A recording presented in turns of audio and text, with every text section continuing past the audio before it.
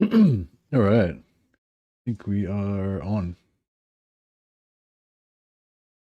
Bannerlord is just booting up. Ding.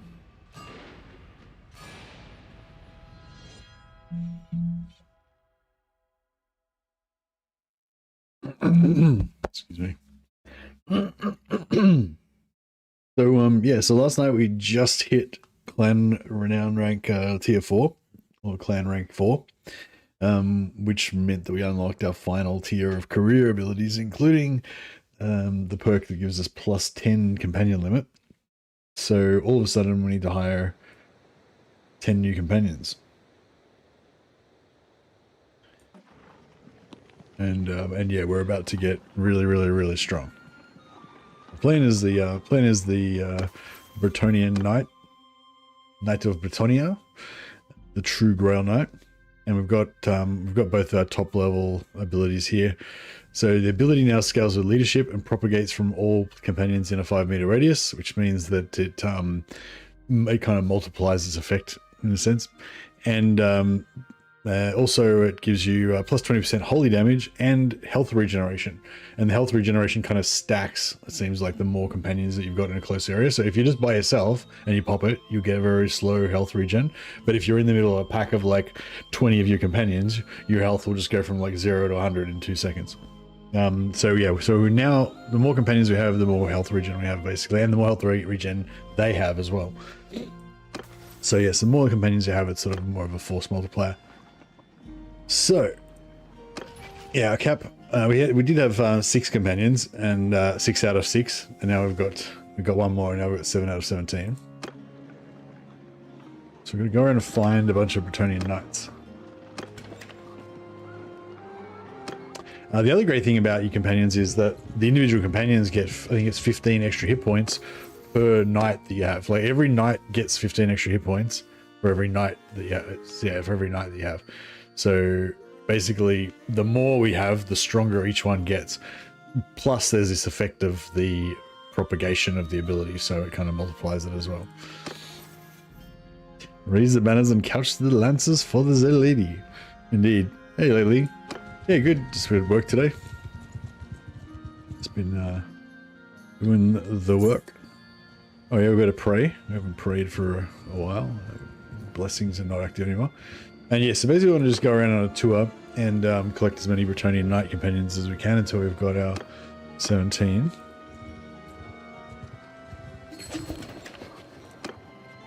She's not a knight. Oh yeah, we can get another 40 or 50 more troops as well. Oh, and we can get another party now as well. So our army's going to be really big.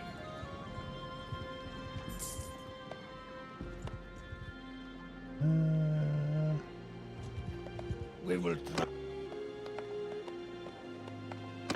just auto resolve this one quickly on the way past.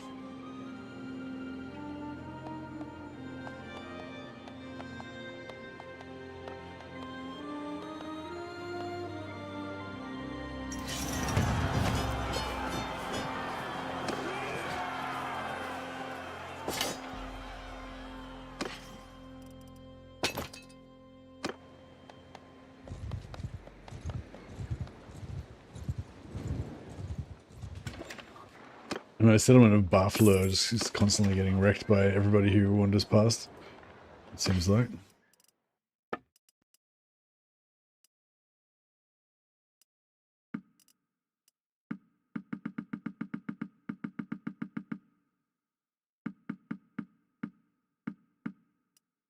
So this is Bretonnian Knight. That's the good ones. These are worn out ones. We don't care about those.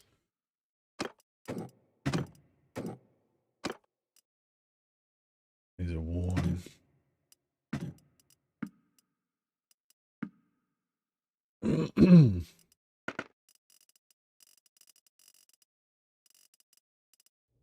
Oh, here we go. Burgundy over Holberg. That's really cool. A really cool different sort of armor that we could get, which I would really like to get. It's not particularly great. Like, it's not as good as our Blessed Knight armor, but it's sort of got a unique visual style that looks pretty damn cool. So yeah, I wouldn't mind grabbing that.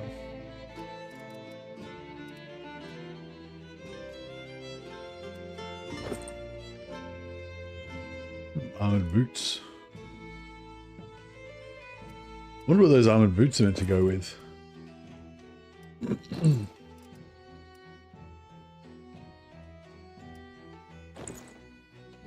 There's another one, another unique armor. It's actually not bad as well.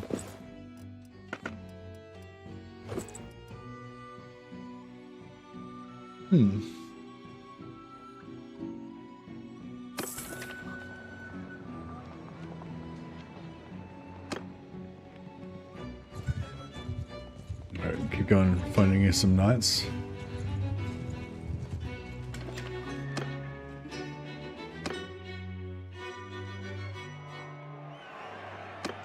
So yeah, so now, I don't know, so, like, obviously the knights are more effective when they're on the charge. They drop their lances and they can just one-shot stuff. And it's hard for infantry to kind of fight back effectively as if your knights are kind of swirling around and stabbing and everything. But that dynamics kind of changed a little bit now, because now that we've got our tier 4 ability, which allows us to heal everything that's within a 5-meter radius. And if we've got companions that are close together, they all heal each other and so forth and so on. But that doesn't, that's nowhere near as effective if your companions are all spread around everywhere on horseback, like riding in all different directions. So yeah, so now we've got this thing of like, yes, horseback knights are more powerful, but if all our knights stay together, then they're super, super powerful. So we've got this other thing going on now where actually having a block of dismounted knights as infantry makes them really, really tanky. So I don't know what we're going to do about that. I'm thinking what we might do is make split into 2 groups to have like an infantry block with all the companions in the infantry block, and then also have like proper knight cavalry going off and roaming around everywhere as well, like split them into 2 groups.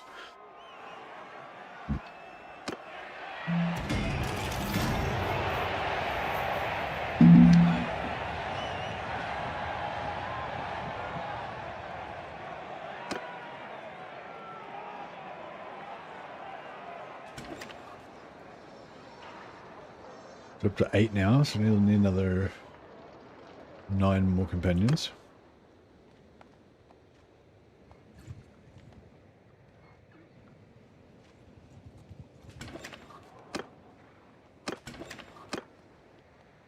Alright, now I'll go to Bordelot.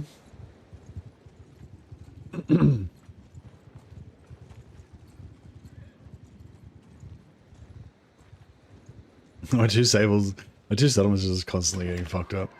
My lioness itself is not getting attacked though, so.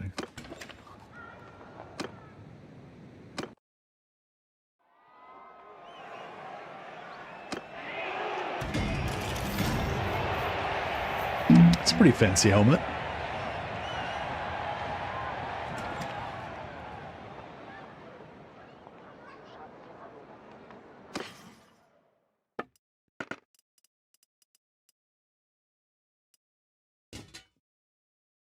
That's a pretty fancy helmet too. 175k.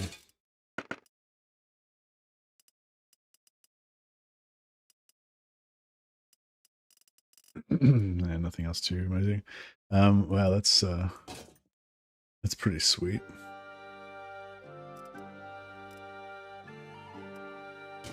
Give that to one of our companions so you can have a unique helmet. I wonder why militia is important, despite the fact that it's mostly considered civilian citizens unable to hold ground against regular forces.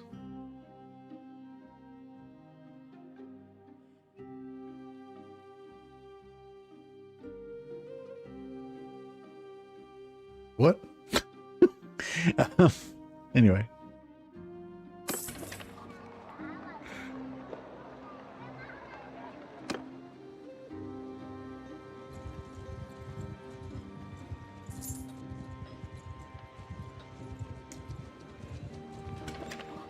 What? Sorry, what are you trying to say, Frank? Sorry, you wondering why militia is so strong, or you're wondering why it's so weak, or you're wondering why people use it if it's so weak, or you're wondering, yeah, what's the gist of it? Or actually, I don't even know if I even want to know. That's all right. I might just leave you with that one.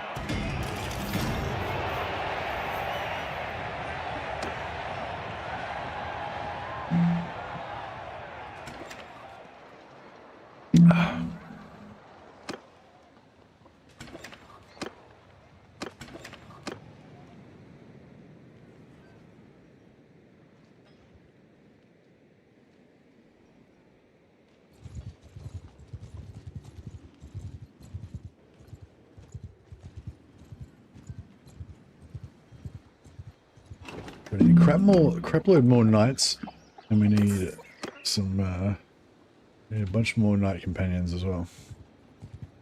Nah,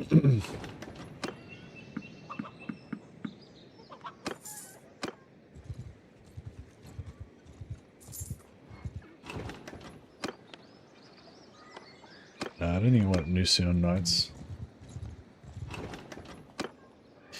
Yeah, I used to like the I used to like how they had that militia system in Medieval 2. How like units that were tagged as militia would be free, have free upkeep as long as they were garrisoned inside a settlement.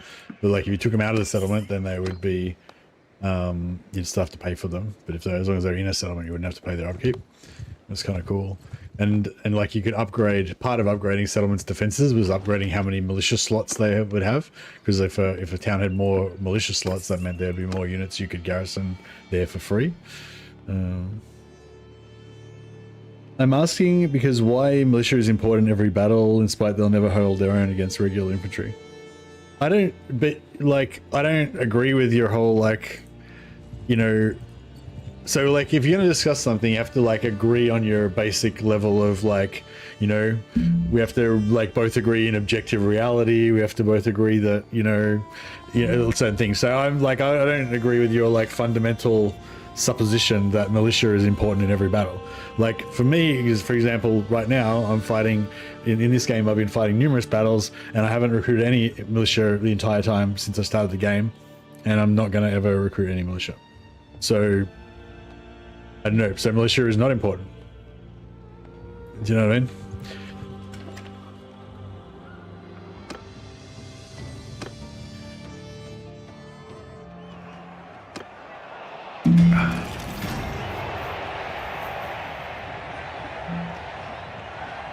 Yeah, maybe it'd be easier if instead of trying to generalize, you just talk specifically about the specific situation that you're thinking of. Maybe that would work better.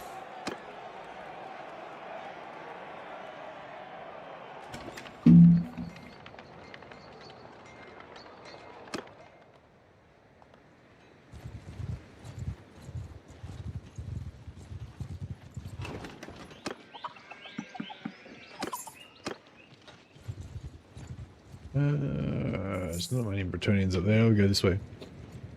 What do you think of Manor Lord? Oh, I've barely played it, man. Sorry. Yeah, I barely played it. I played the demo of it before the combat system came into it.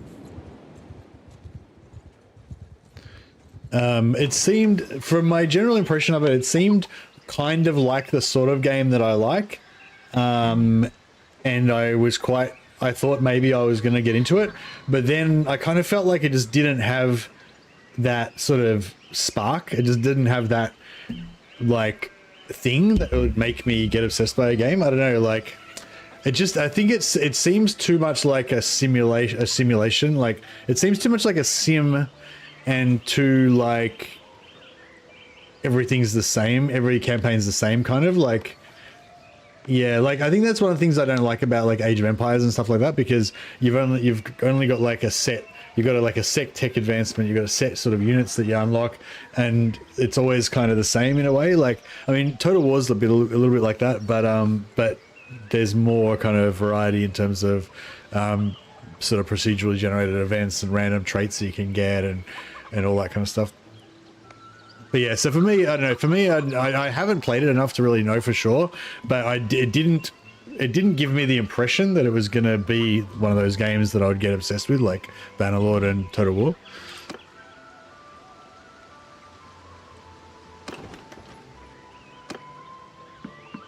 And so, yeah, so I just didn't really bother playing it too much.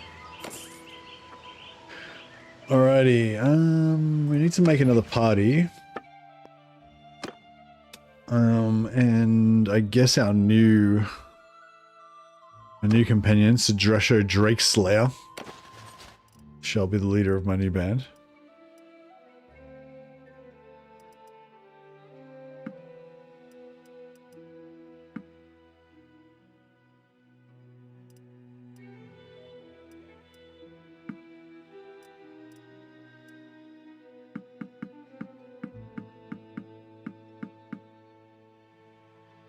I like the general vibe of it though. I like the art style and the yeah, like the kind of real gritty sort of realism style of it. It's quite cool.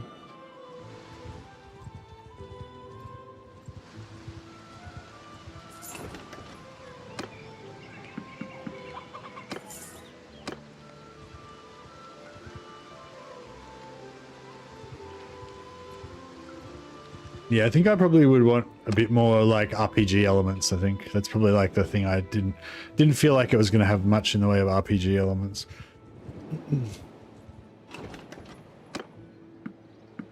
It's more of a top-down management sort of a thing.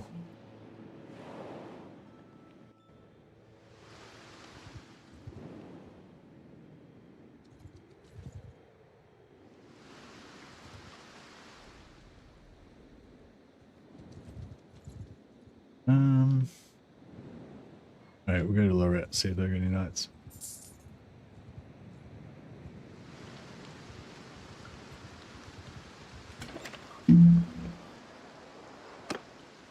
God damn. Struggling to find any knights around beautiful Bretonia.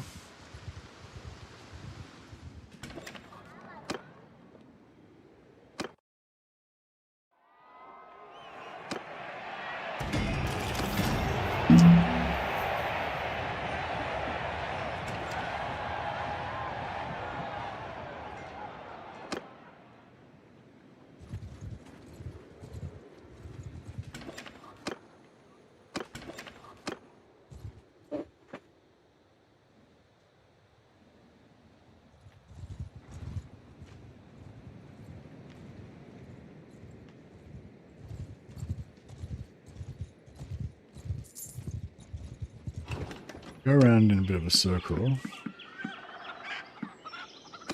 Check out all these towns.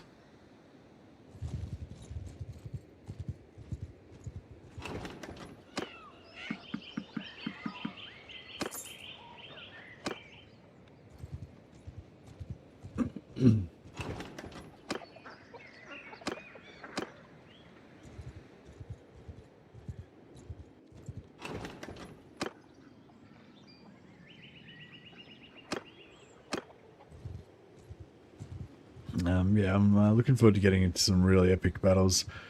Get all our guys together. I kind of want to. I've got like a side quest that I want to try and give all my guys unique gear. Not a face I know. And for that, we need a lot of money as well.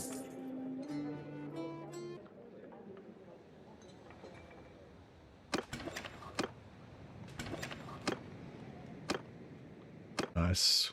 Yours is not a face I know.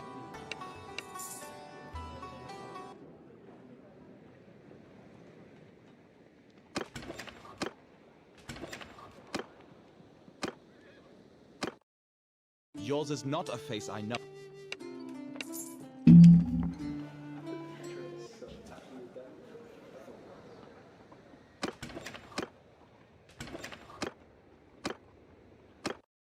Yours is not a face.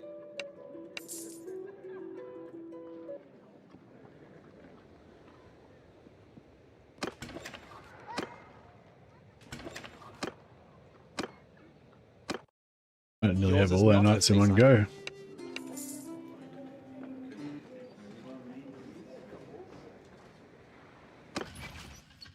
Four more to go.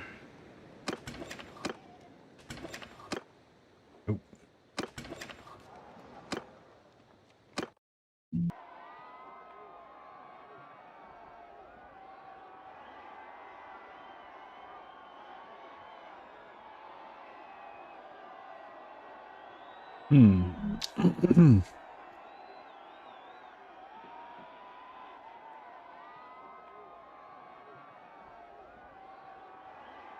Hmm. Yeah, my OBS just crashed. And then I think that made the game crash.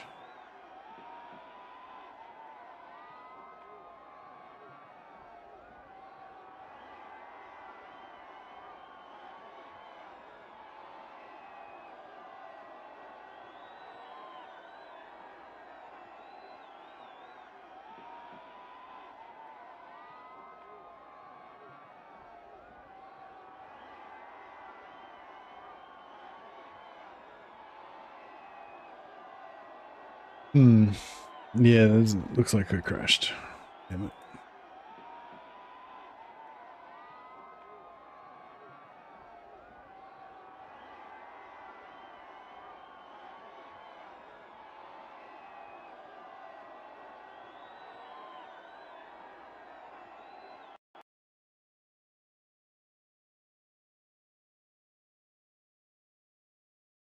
Hopefully the stream's back up.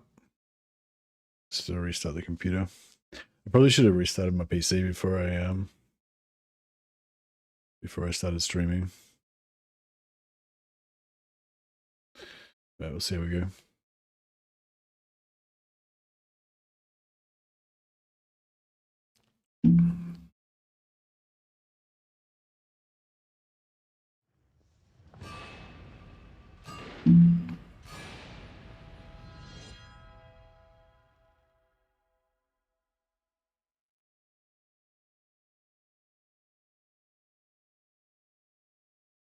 All right, see how far back we have to go.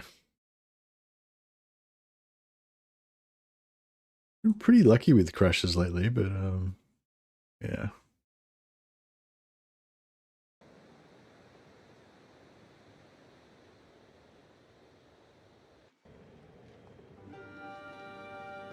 All right, where are we up to?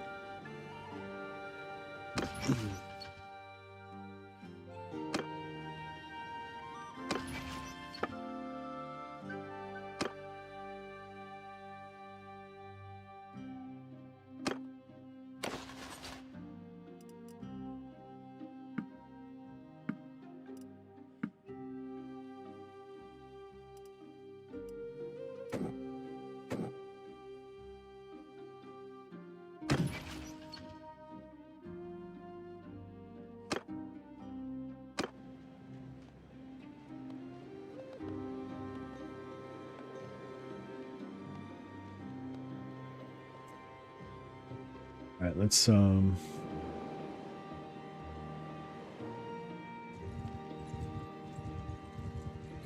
back to it. But I won't be as lucky this time.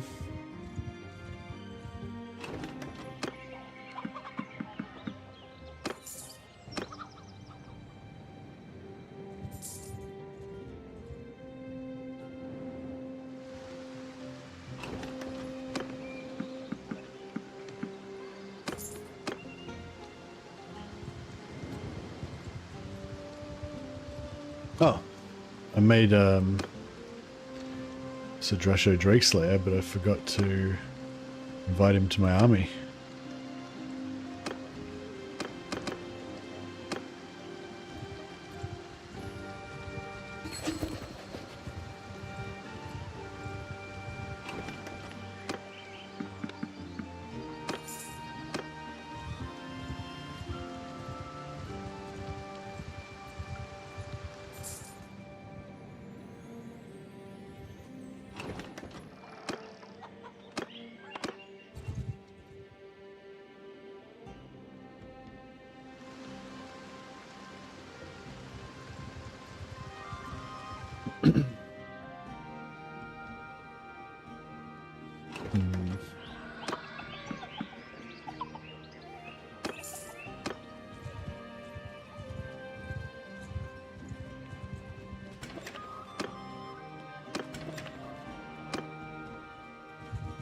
Okay.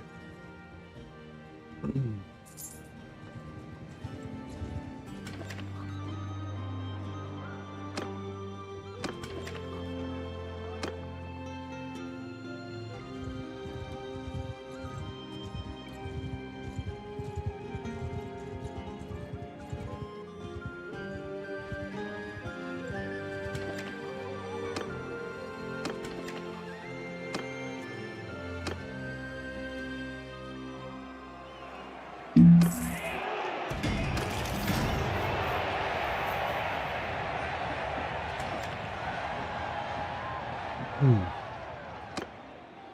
Okay. Get quick saving.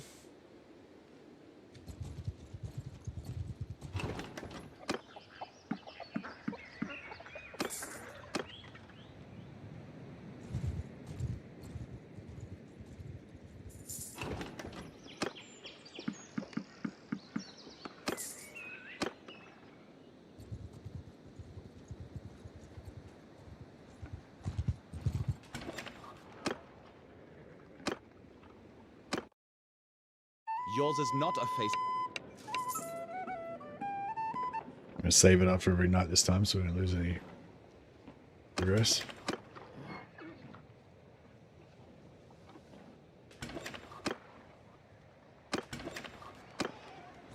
All right, we'll go and pray, and we'll just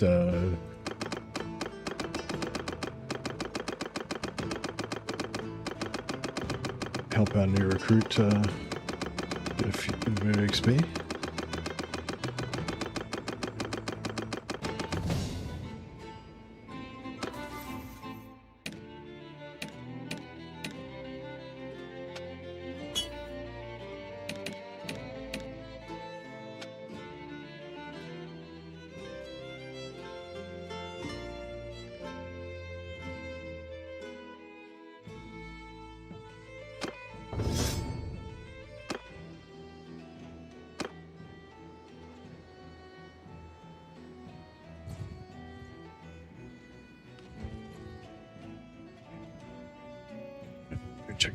Check for more knights in Chantilly.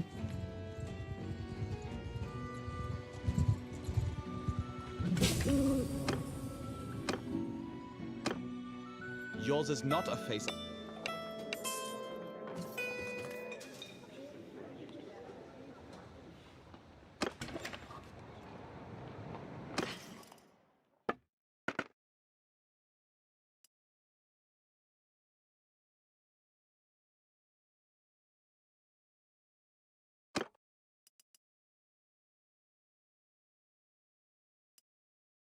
Yeah, I want some of these fancy armors. We need tons of cash.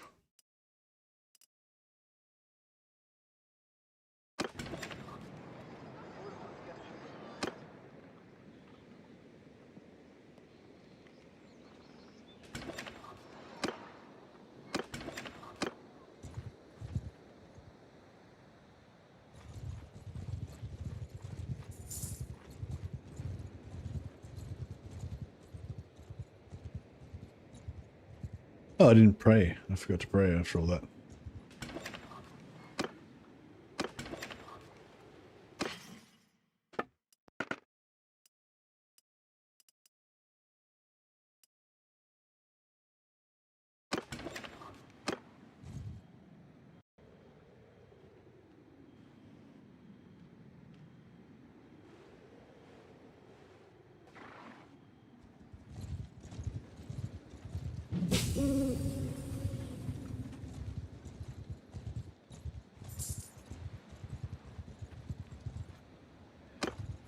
A bit more faith.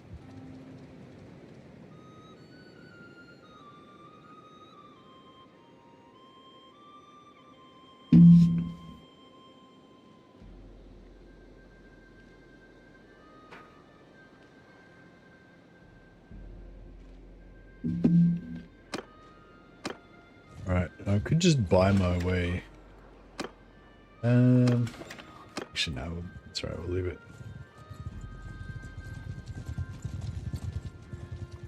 I'll head back, I'll head home. We'll recruit from these other castles on the way. See if we can get a crap load of Knights of the Lion ROR from Lioness.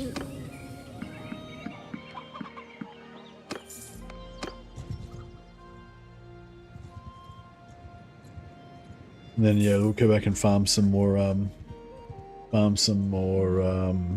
Minotaurs. Probably pretty easily do the Minotaur Hearthstone and Chaos Warrior portal.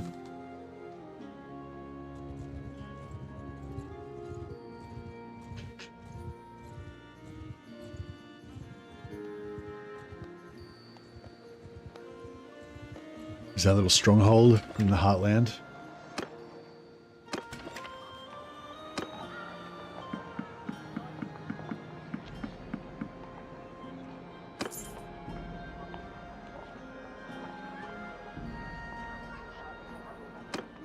Alright.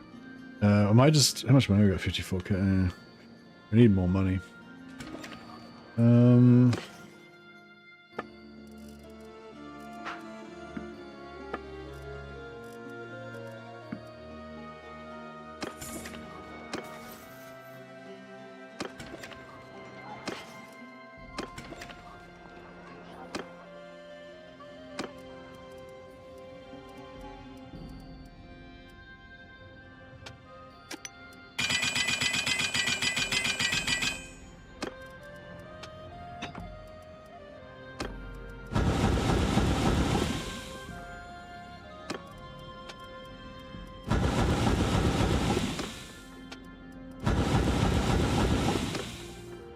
Yeah, so we're gonna need a heap of cash so that we can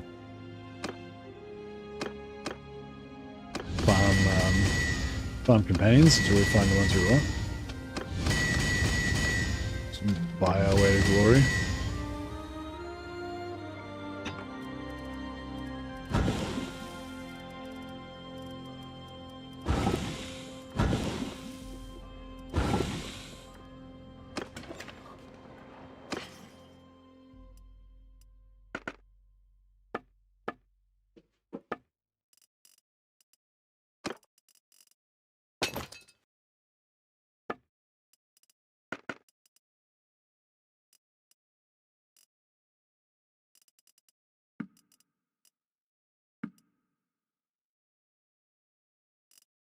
Oh, that was worth a lot.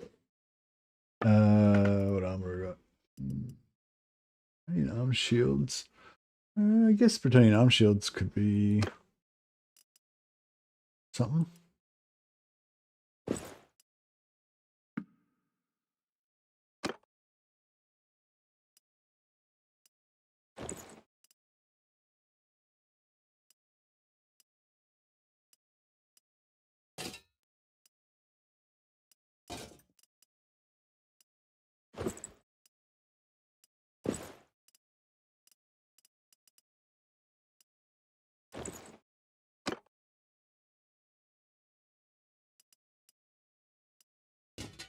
I want some of my knights to all, not like all completely different, but I want to have a bit of variety amongst their looks. So we can sort of tell them apart a little bit.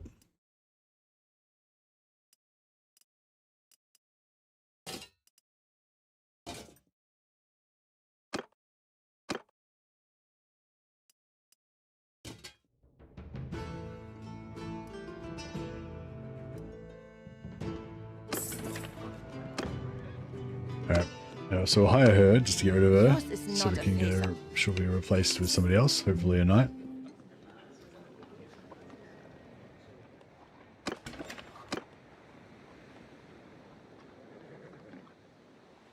50-50 chance.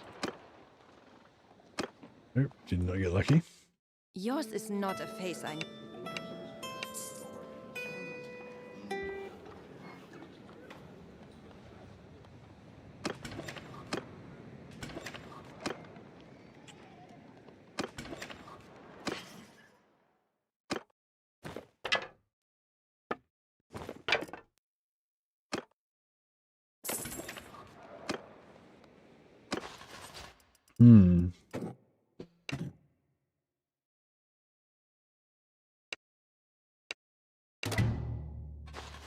Get rid of these because they're not knights.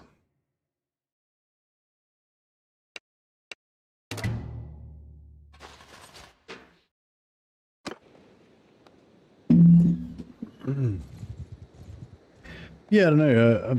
I'm still kind of keeping my ears open about Manor Lords in case something does pique my interest about it, but yeah, hasn't really piqued my interest so far.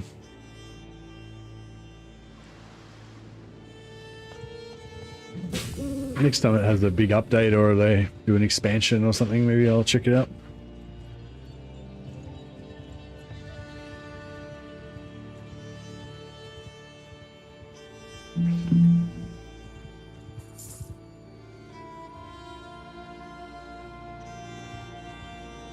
Yeah, I reckon we take out these blue dragon guys and also these.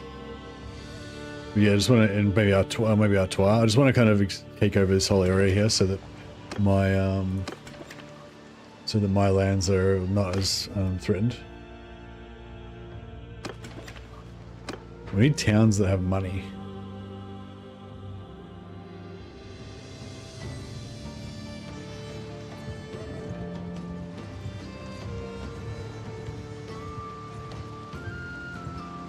Might have to go for a wander around the Empire just to take all their cash.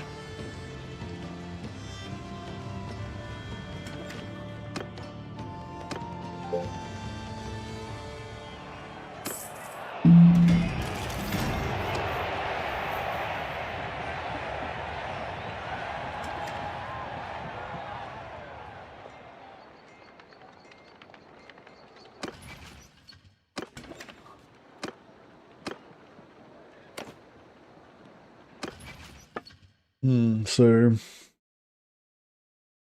Dresho Drake Slayer is going to be replaced. This guy is going to be replaced with Emery. This guy is going to be replaced with Vincent.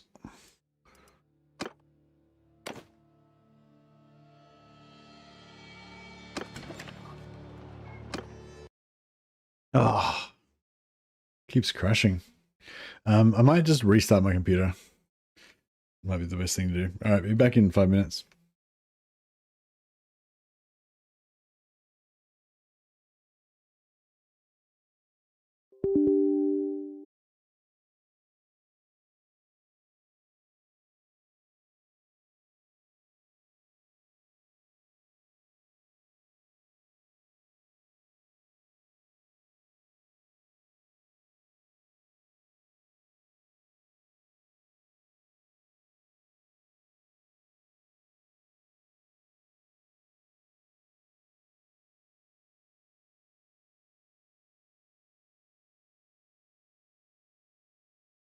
All right, I think we're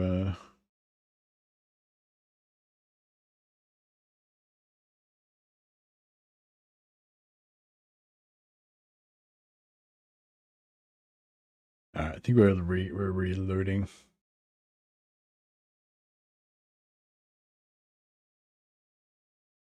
So here we go. If this is going to crash too much, maybe I'll play some Mordheim or some I don't know, some Blood Bowl or something. Just want to, just finish work. Just want to chill. Just want to immerse myself in my fantasy world. Don't want to have to deal with bugs and shit. But it is what it is sometimes.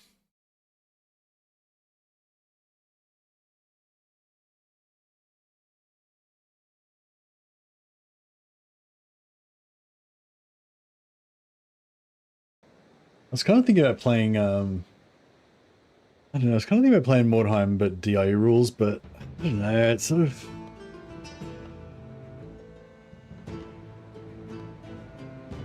Alright, what are we doing here? We already recruited our troops. Yeah, we got our troops already. We already recruit the two... Yeah.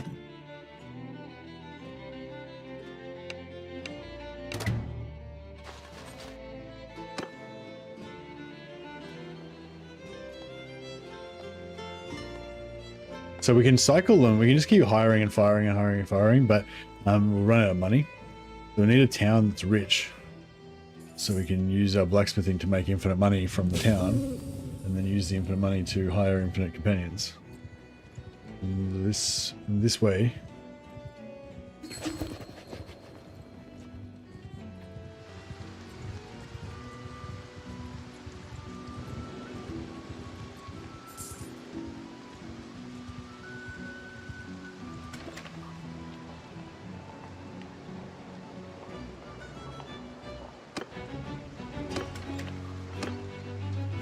Hmm.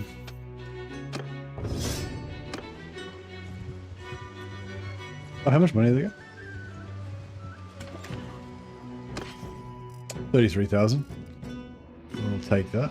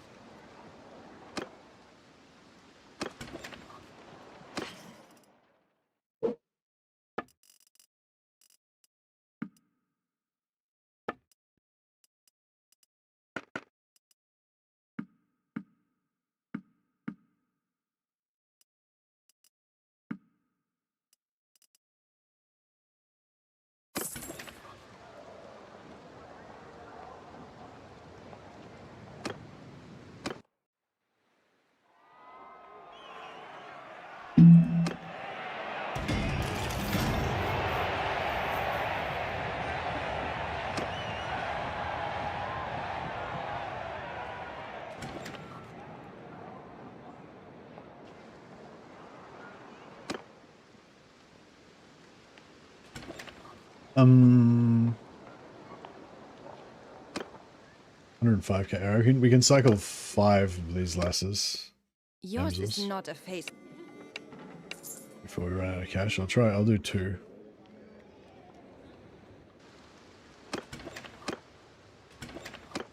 Huzzah. Yours is not a face.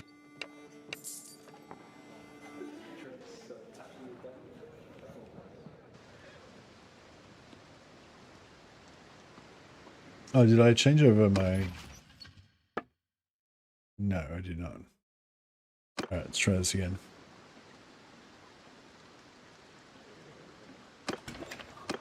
Actually, before we do that... Okay,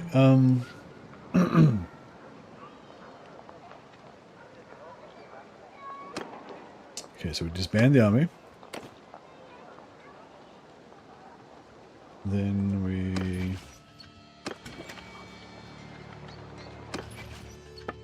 change out rules pool.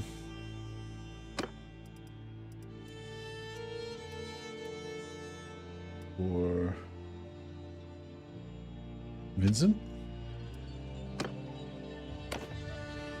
Change out Marcus for Amaro.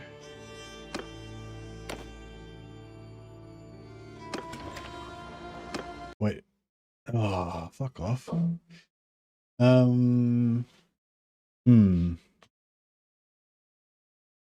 Alright, we might have to... I'll try to restart one more time. If we just don't change those lords out, or at least not for a while, we might be right. Started Bretonians myself, albeit in a different game. Yeah, nice. Playing a bit of Total War Warhammer.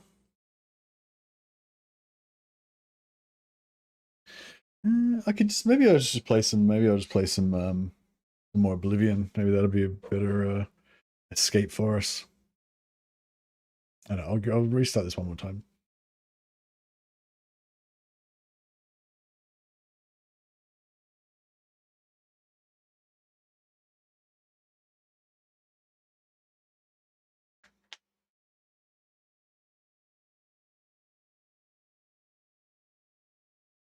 Ooh, deal.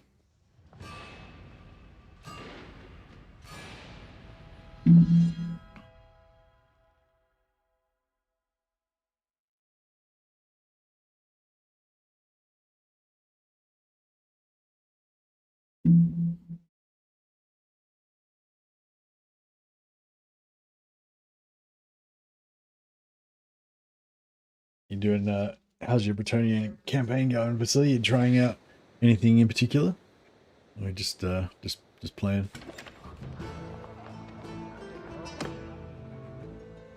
Alright, so I think it seems to be every time I try and change my party leaders is when it keeps crashing. So yeah, we'll just keep the army as it is for now. Excuse me.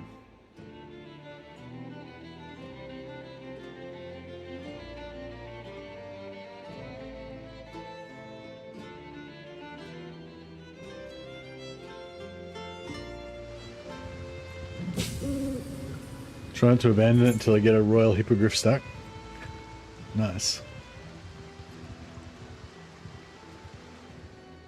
My ambition's not really to get a royal hippogriff stack. I think my ambition is just to have like massive quantities of paladin heroes. And just have shitloads of just like both paladin heroes and lords. Just heaps of knights, like hero knights. Either generals or heroes. But I never really get there. I always get distracted by something else before I get to that point. Alright. Take their money. Oh, I got 70,000.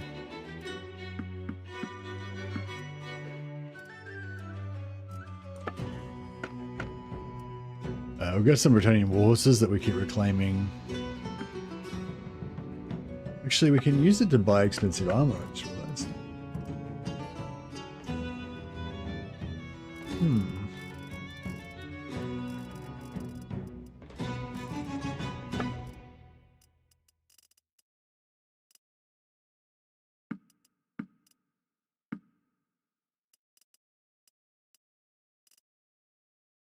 Don't get to use too high tier units too often, yeah. I feel ya.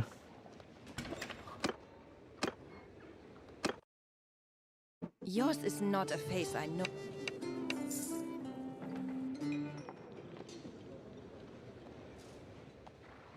Got a sudden case of damn Osho is taking Jerusalem right now. Nice.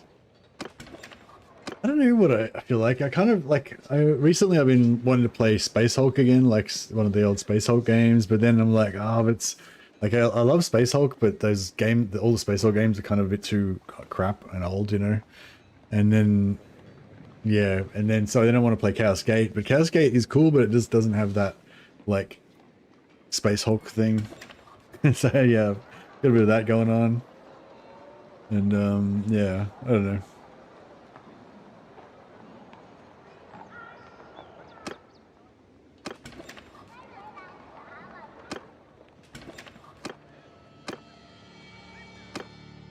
Yours is not a face. It's not getting lucky with these knights.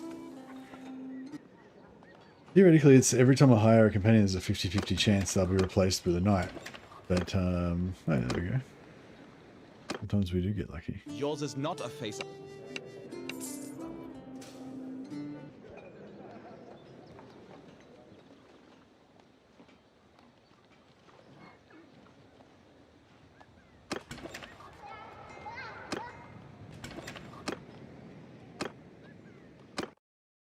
Yours is not a face.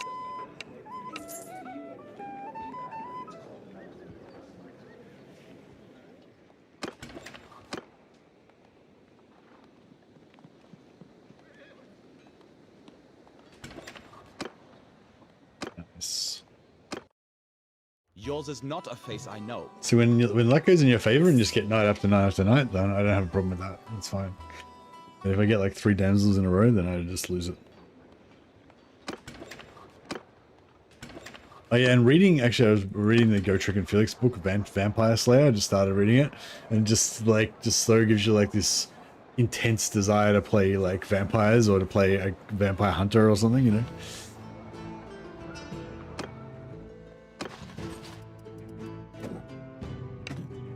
I'm yours to command.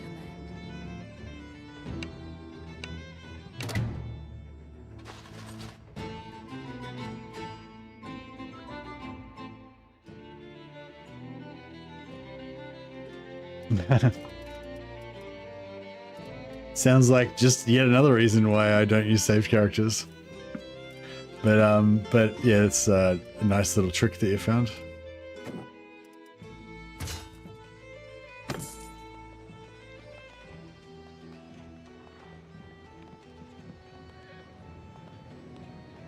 Having 20 plus levels with skill points to level 1 feels nice. To you it does. To me it would feel like, what's the point of even playing? And like that character that started off like that would always feel like the shit bodgy character that, like, you know, not everything he does would feel like ash in my mouth because I would know that it's tainted. You know, like, to me it would just be like the opposite, you know.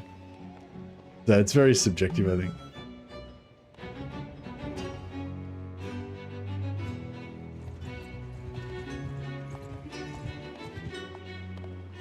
Alright, let's get some more soldiers. But yeah, I think it's just like whenever you find little tricks like that, it feels quite kind of delicious or powerful or whatever to do it. There's always like an arc. It's like you first find out about it, it seems really cool, then you like delight in using it over and over again, and then eventually you realize that it's actually worse than if you don't do it. I feel like that's my normal like rotation that I go with a lot of exploits. Although actually, there's a lot of exploits that I do just keep forever, I guess. Like I still do that one where I switch out my lords so that I can force march and then occupy settlements. I think one of the reasons I like that one is because it still requires some forethought and skill to use, and you have to like figure out how to kind of make it work. You know, a lot of the time, you know.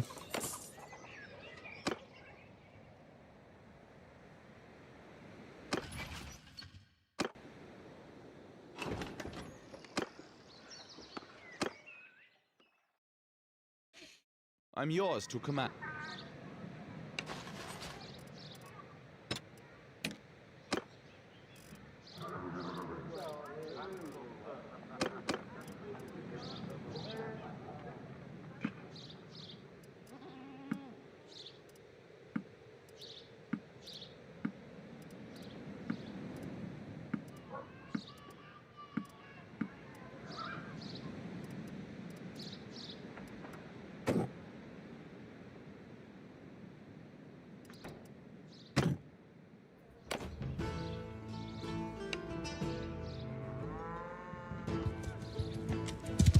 This is Wolf's Ball.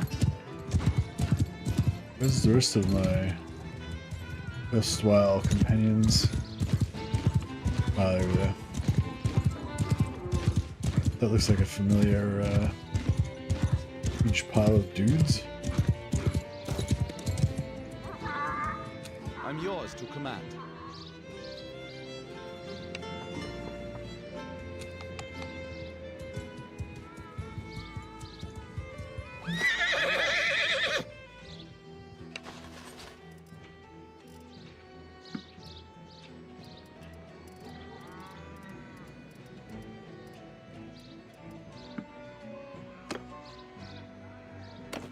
I really like things like that, hidden tricks or downward right working stuff that are not explained anywhere but can give you an advantage on a race that's otherwise rather average. Yeah, that's fair.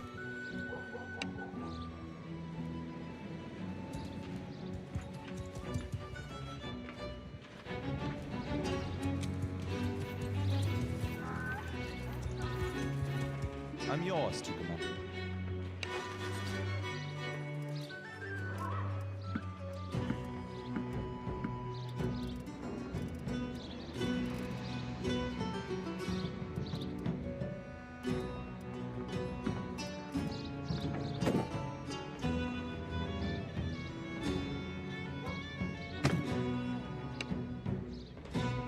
Alright, all my knights are fully charged.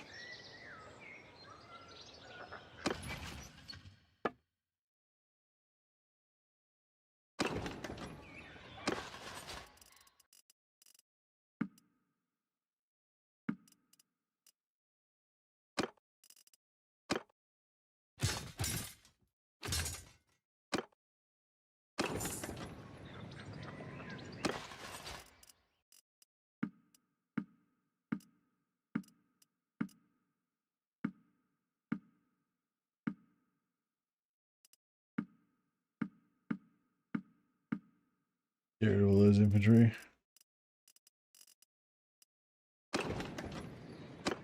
Some kind of cool units in there, but we don't need them.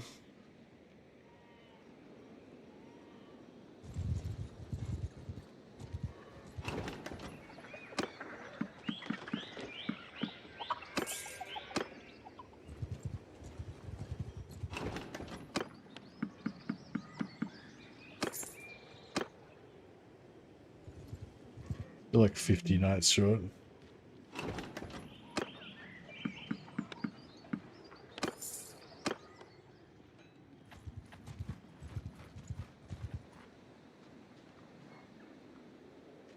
Nearly up to 200 leadership.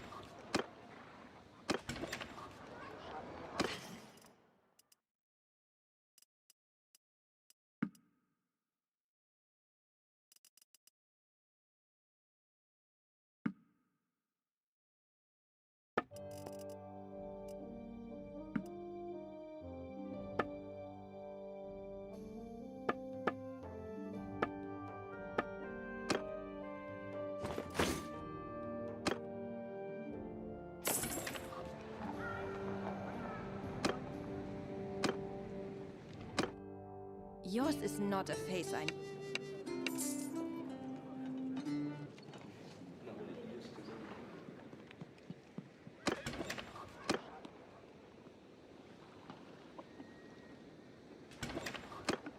Hey. Yours is not. Oh, we're nearly there.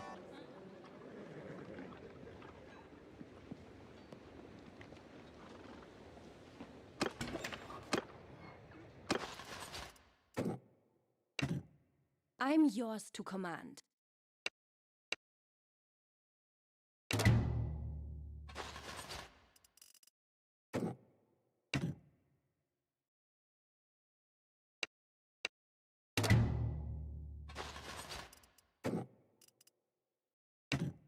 I'm yours to command.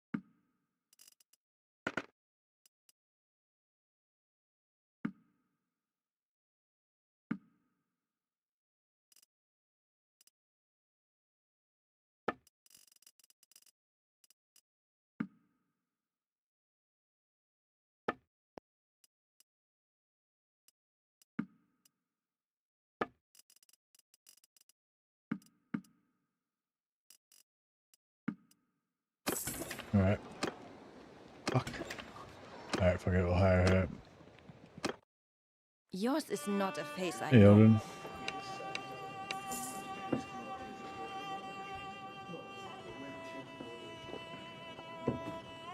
Hasn't crashed for a few minutes. That's good.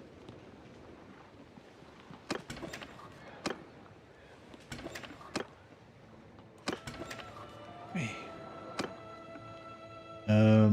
That's right, we'll go down to these bottom ones. Oh, is there any good armor? I guess this, I don't know, do you reckon that's, like, should we get somebody one of those helmets? Kind of looks, I mean, it doesn't look good, but it looks different.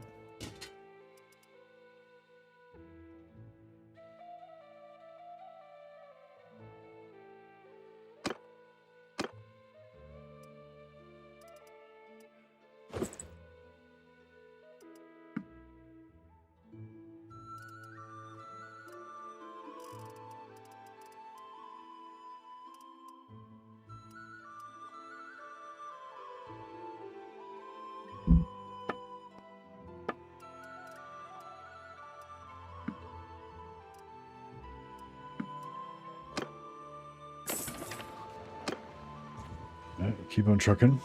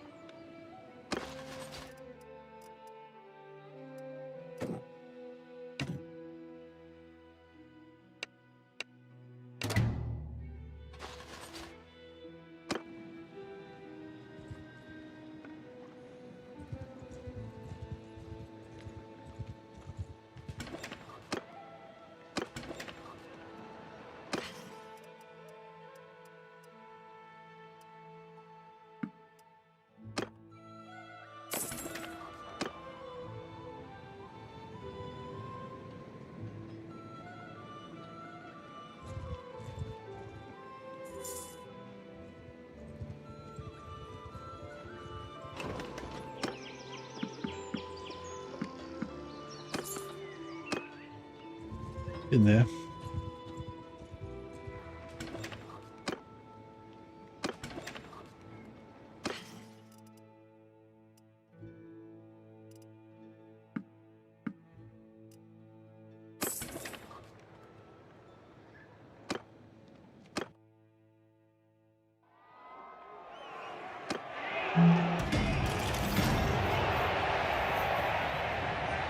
That guy's got sweet armor.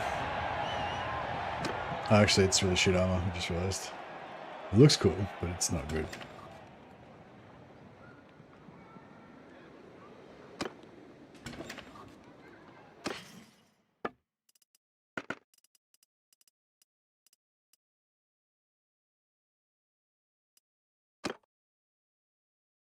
Alright, I'm gonna give this guy this Bretonian tabard after over Hobok because it looks cool.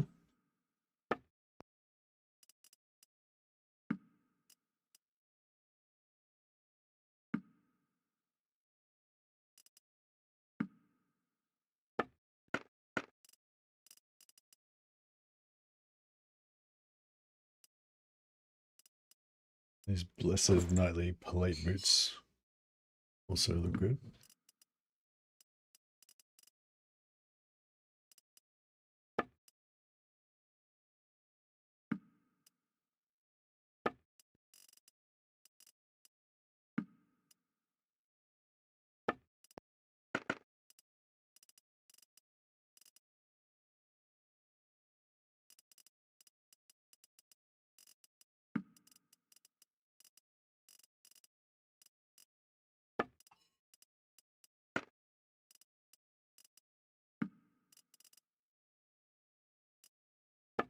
Um,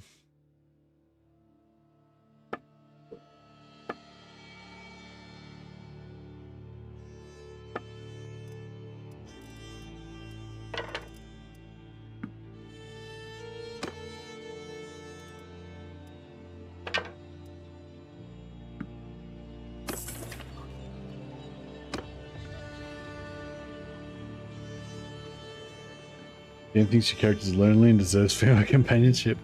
Yeah, maybe. Like just the anti-male things kicked in. Too many dudes in your party.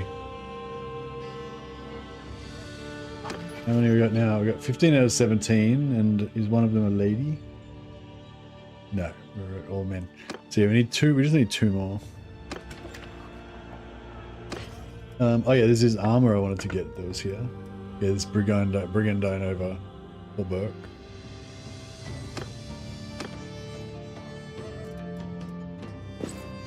Super expensive, but not particularly good.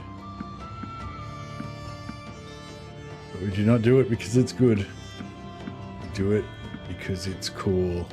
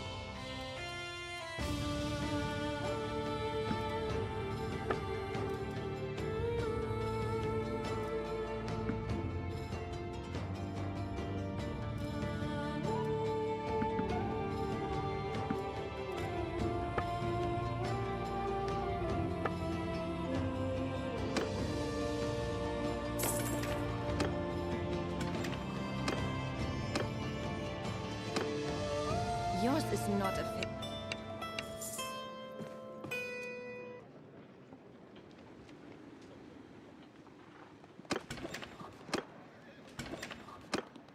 Ah.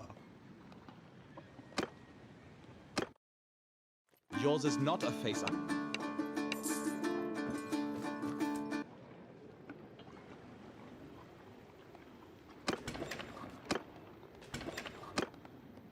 Okay, so this is our last one now. Yeah, 17 and 17, we get rid of Johanna.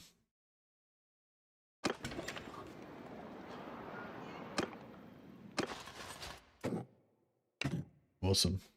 We've got our full posse now.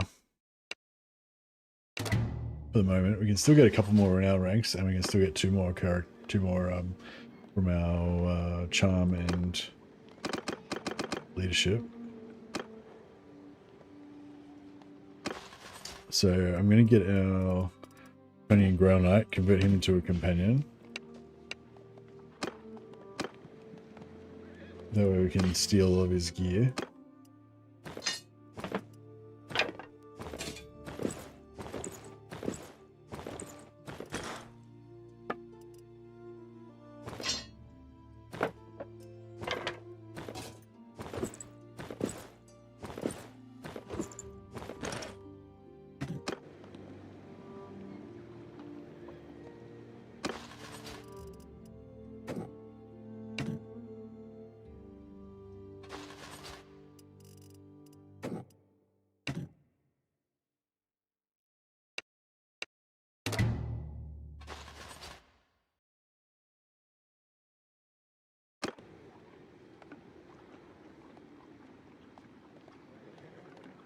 Alright, one more. We've already got here. Yours is not a face I know. Alright, we have now a full posse. 17 out of 17. Yeah, you can go up to clan 6, can't you? So we'll get 2 more, so it'll be 19. Maybe 2 more from skills, so we can eventually get 21 companions, I think. Be the absolute maximum.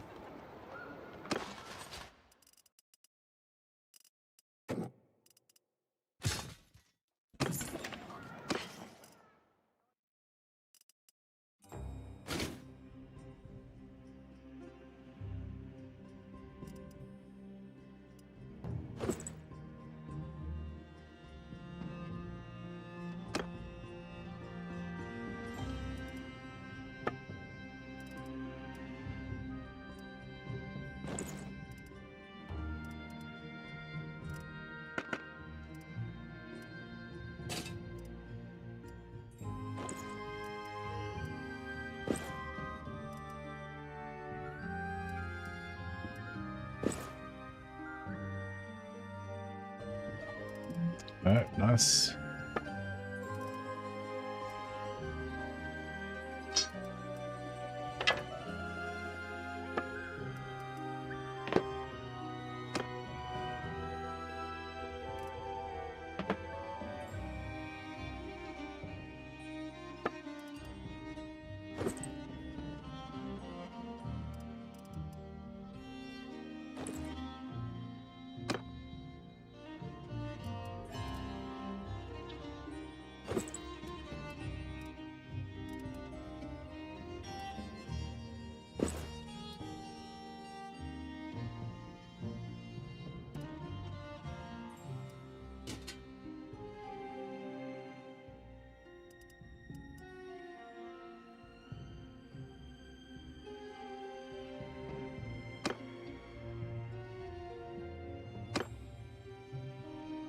He needs new gloves.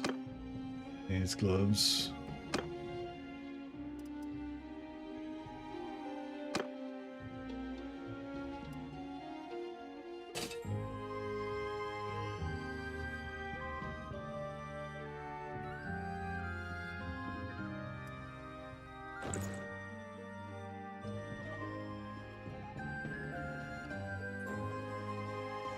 Cool.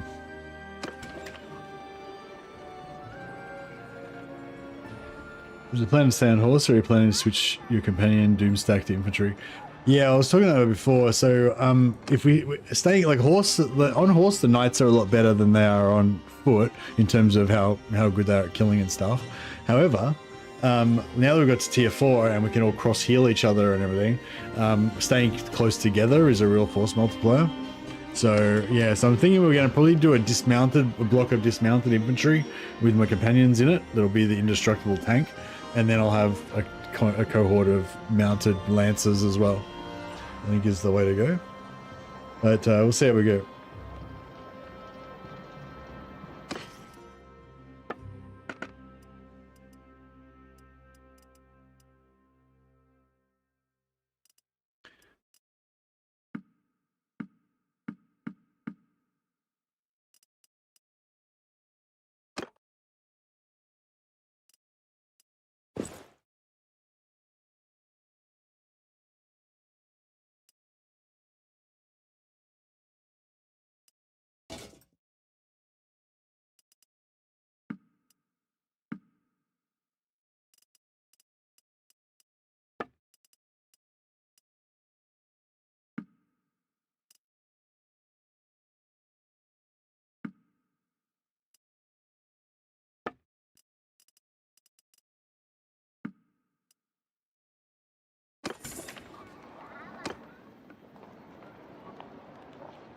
I should grab this last bit of cash from these guys.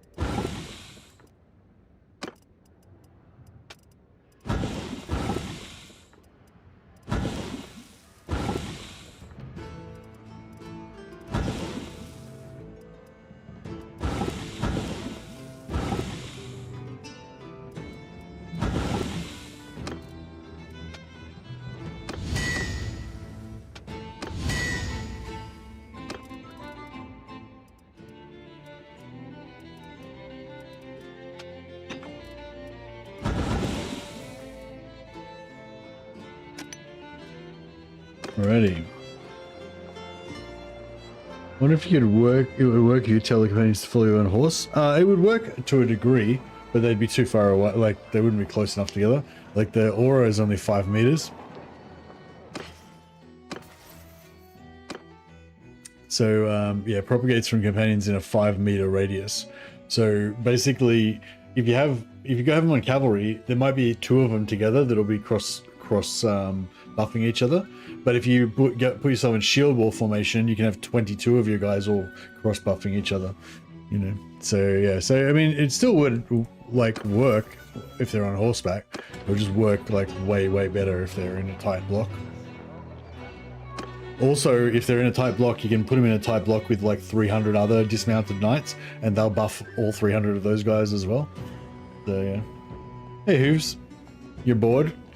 Does that mean you're going to come and try and disrupt my stream by confusing the shit out of me with random comments that are totally unrelated to anything? If so, welcome. That's what I was missing. That's what I was missing from my life.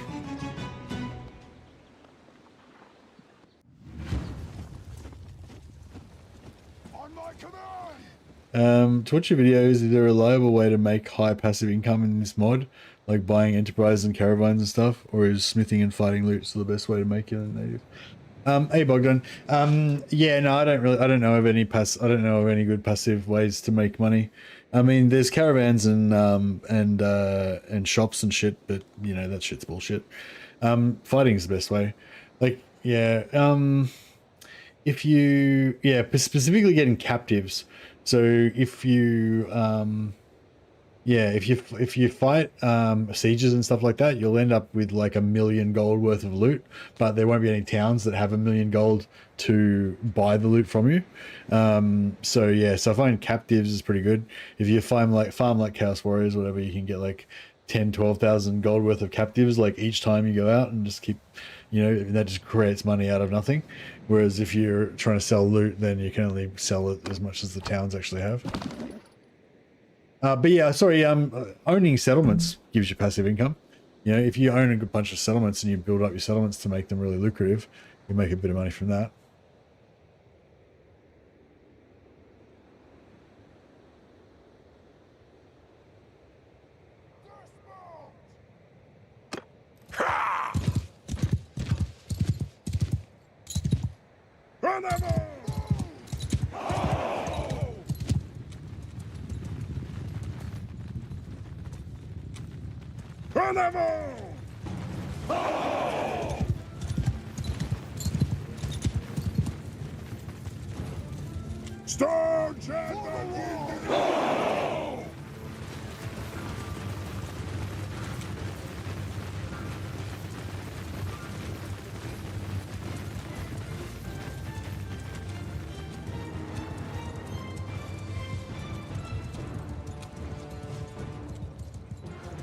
Alright, let's try this. Let's try this new method. The only thing is, I think I need to, ideally I want to change my companions to be in a separate group so that I can make my companions spread evenly throughout the whole pile.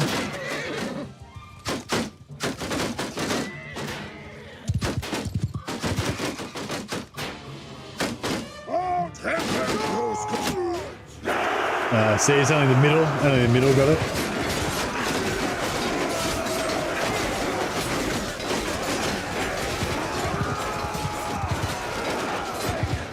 Oh, one down.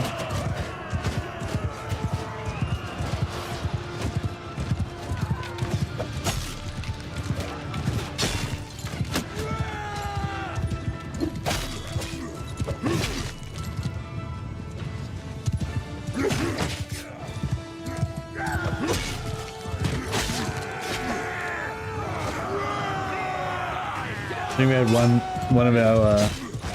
one of our junior knights got taken out. That's it.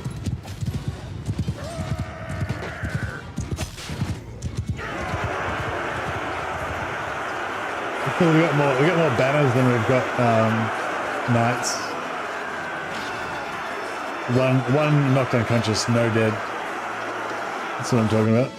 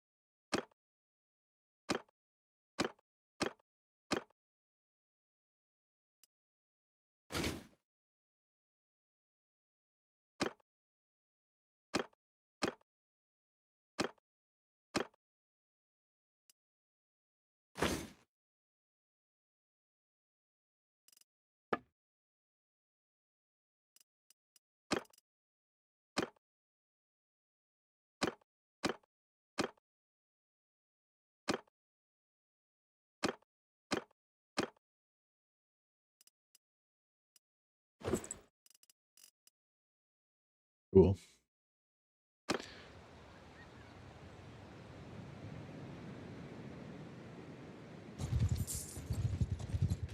All right, we'll go and get some more.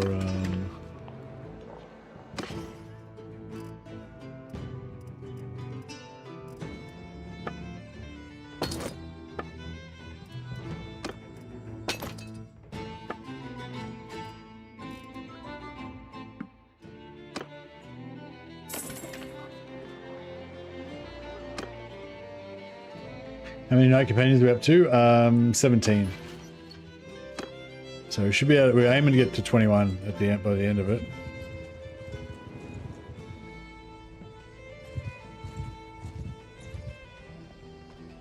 All right, let's see how we go with auto resolve.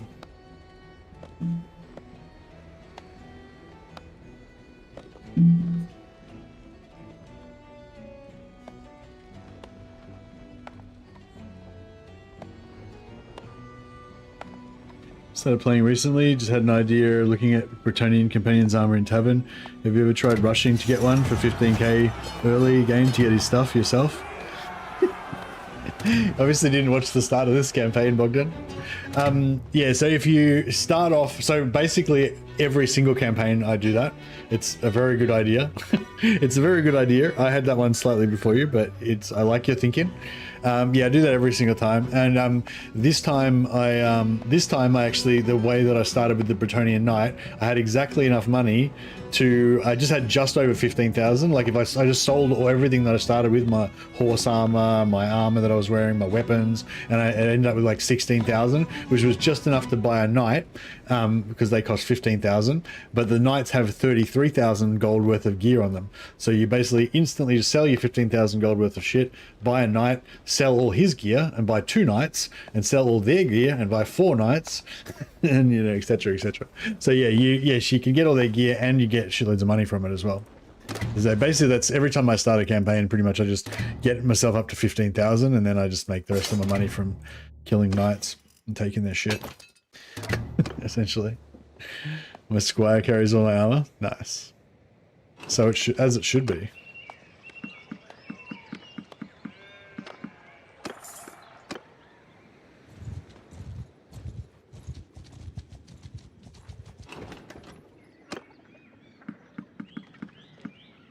Yeah, this campaign's been a pretty fast Pretty fast starter campaign. Got up and rolling pretty quick. I might try and switch out my lords in a village and see if that works better.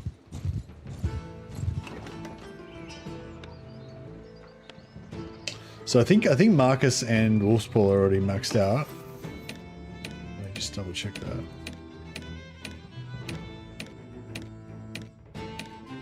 Marcus is not, and Wolfspaw is. So Wolfspaw is, Marcus is not. Alright, so we'll save it because we're probably going to crash it now. Wait up, who is... Fuck, I forgot which one was which. So these guys have all got 200 faith. Yeah, Wolf's probably got 200, but Marcus doesn't. Okay.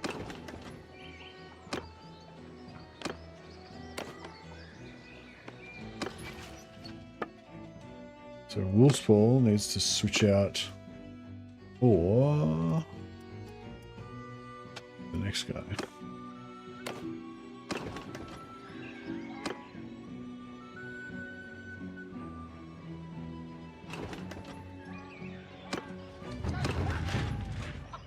Cool. Okay, Wolfspaw joined our party.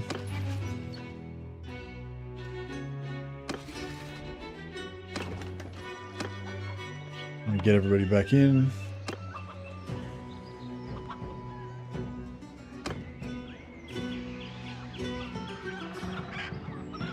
Who's the other guy?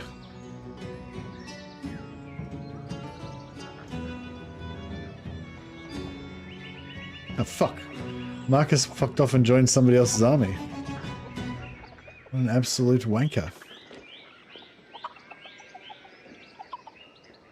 I wonder if I actually have to wait the hour. Maybe I don't have to wait the hour. Maybe I can just get them in straight away.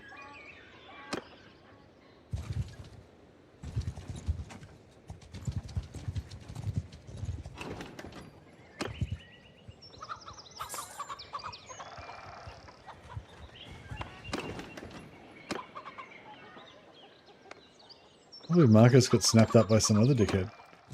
It sucks.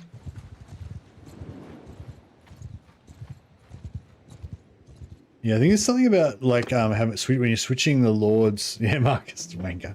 When you're switching lords, when you're in a city, it bugs it out sometimes for me anyway.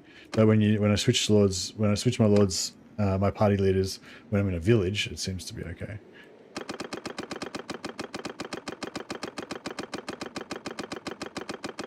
Oh, what ROR have they got here?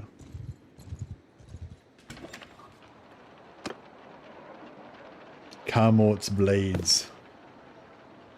Tier 3, Tier 5. Yeah.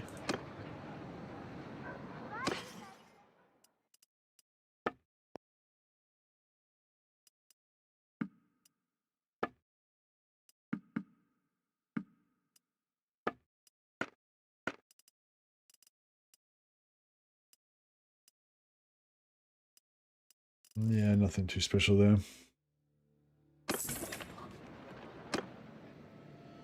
Yeah, I need the rest of my knights.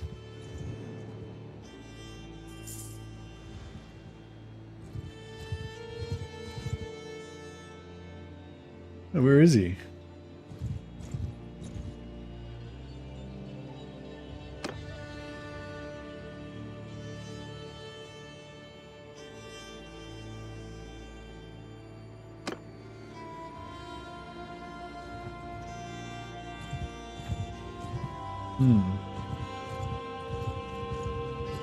That sucks. We will travel. We kind of need our other party back so that we can. I want to play Mana Lords. Looks okay now. Still in beta, I'm pretty sure. Yeah, I was just talking to someone else about Mana Lords. I think I like everything about Mana Lords. Like I like the look of it. I like how it's kind of real. I like how it's got that sort of gritty realism, kind of lo-fi, medieval kind of thing. I like the sort of small scale of it. I like really everything about it. The only thing I think is that it seems like it's essentially a sim game and not really an RPG game.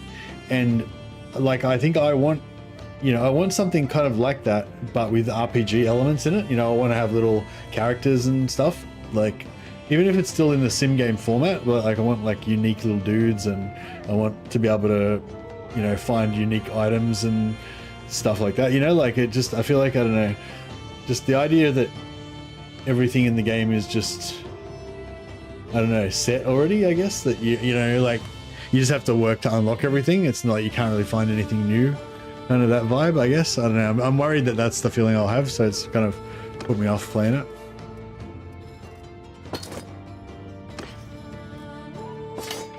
But I'm hoping that one of you guys will play it and get really excited about it, and then you can convince me to play it. How am I going to know when my guy's ready to... We will travel.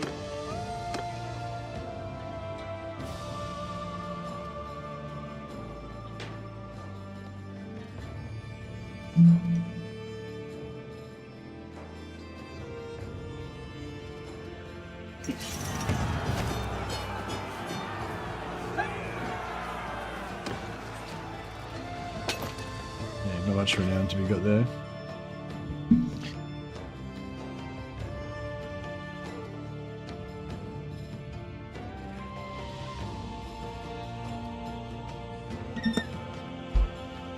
Hello. All right.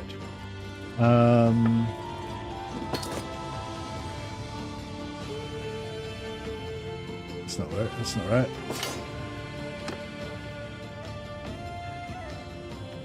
Don't play Mana Lords. You will not like it. Yeah, I played a little bit of it, but it was before the combat system came out, and I liked it even less then, because I don't like sim games at all unless I'm gonna be attacked. Like, the main thing that makes me like sim games is the idea that I have to build all this stuff because I'm gonna get attacked and I won't have to survive. You know what I mean? Like, I really like Factorio, but I can't play it without the bug attacks on, because the bug attacks are what makes like the whole point of it for me. You know what I mean? Like, but I enjoy the doing of the stuff, but it has to have a reason, you know, like, kind of, if you know what I mean. Yeah, so I feel like, yeah, for Mana Lords before there was combat in it was like definitely not very exciting for me. I think I would like it more now, but I think, yeah, I think it needs a bit more of an RPG element to it or something. Like, it doesn't have to be fantasy or anything, but it's like, I don't know, like, just say it had like a scenario system, kind of like how Battle Brothers has, where there's little stories and stuff that pop up, like, you know, like a, you know, fucking, I don't know, Michelangelo Colombo, the famous explorer and inventor, visits your kingdom and he gives you a special compass or some shit, you know, whatever, like just stuff like that that you can. So there's the idea that you can find other stuff that's sort of mysterious or unique or hidden, you know, I don't know. I'm not sure what I want. Anyway, yeah, but anyway, it didn't really grab me for some reason. But I'm looking forward to you guys figuring out something awesome about it that I've overlooked and describing it to me so that I get excited about it. But it hasn't happened yet. I'm trying to keep my I'm keeping open-minded about it though. I don't think the guy fucking stole my army. We will travel. Like, if a quarter of my dudes are missing in action right now, fighting in someone else's war. Maybe I should, maybe I should go and, what do you call it? Attack. Maybe I should go and fight, like, whoever we're at war with, kick the shit out of them, and then I can get my army back if we make peace. Maybe.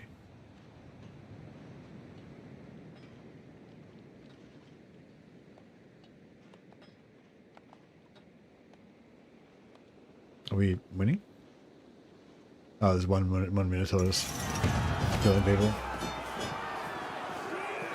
Hibbity hoppity, your companions are now my property. I know. Yeah. Bit like that.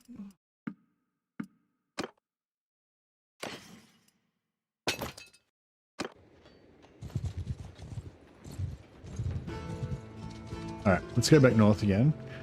And we'll,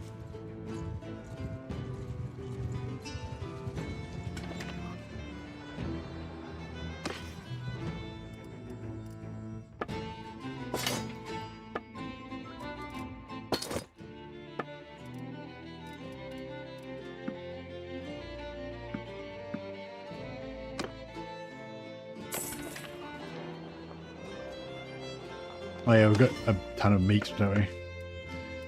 Yep.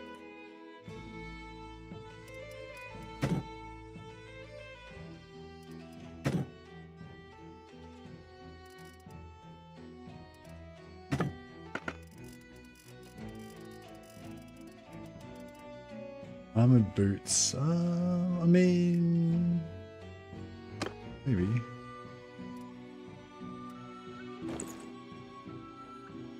Something like that.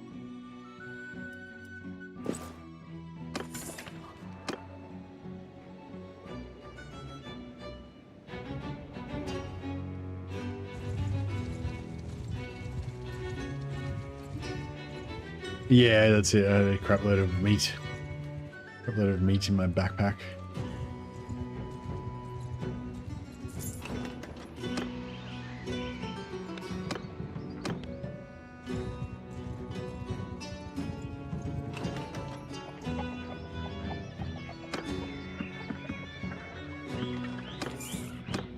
I love some like squad based like kind of like warband type stuff, like like war tales, this like companions in this, you know, having your squads in Chaos Gate,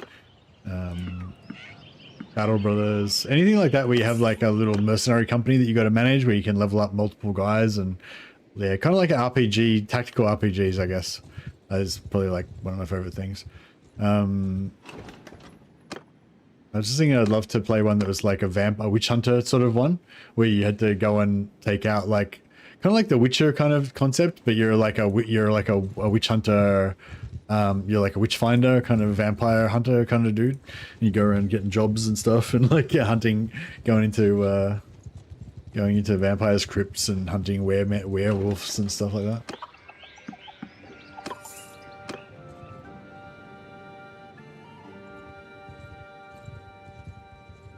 And you could hire different dudes like headsmen and peasants and interrogators and stuff. Torturers, warrior priests.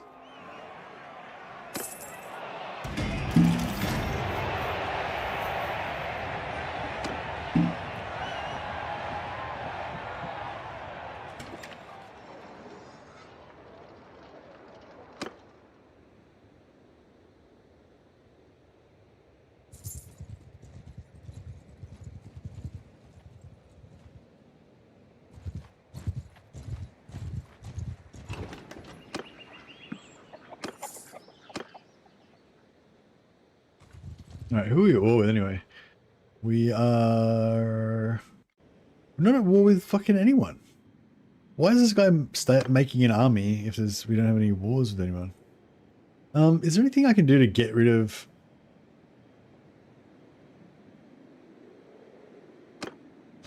I don't think there's anything I can do to like get rid of him, like to make him not be in that army anymore.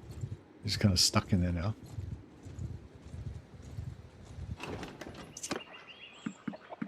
Somewhat annoying.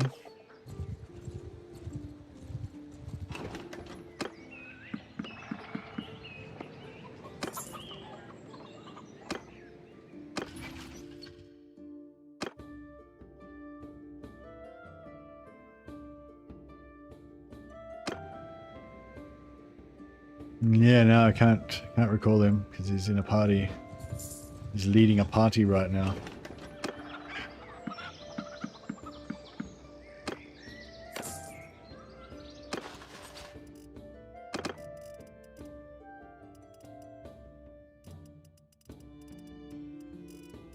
See, our knights are all kind of looking a little bit different from each other. Try to mix it up a little bit.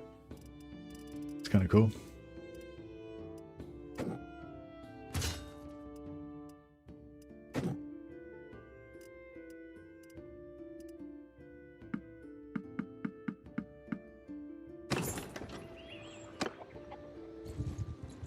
All right. Well, we've got a shit ton of influence, so I might start. Expanding our reach a little bit. I might attack Artois. Methinks.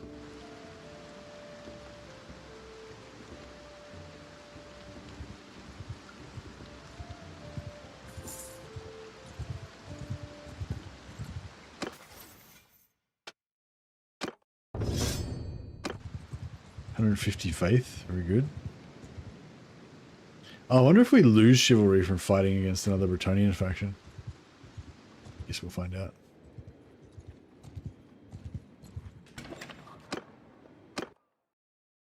Crabs for Sigma. Indeed.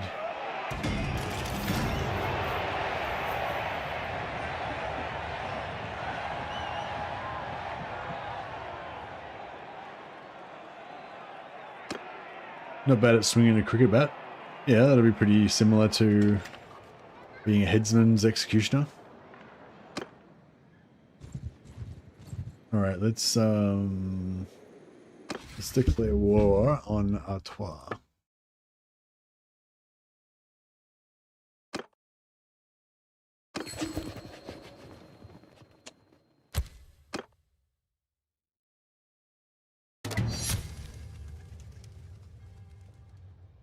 All right, it's on.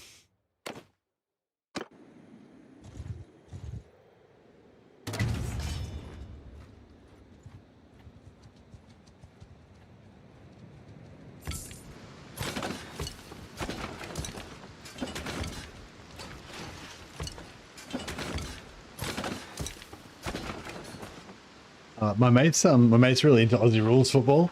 I'm not really that into football at all, but if the only football I'm sort of interested in is rugby union, and so, you know, we had this conversation about rugby union versus Aussie rules, etc. the other week, and then I forgot about it, and then in my feed I started getting all these videos of like women's rugby. Women's rugby union, and just these absolute units just fucking smashing. I was like, yeah, that's cool.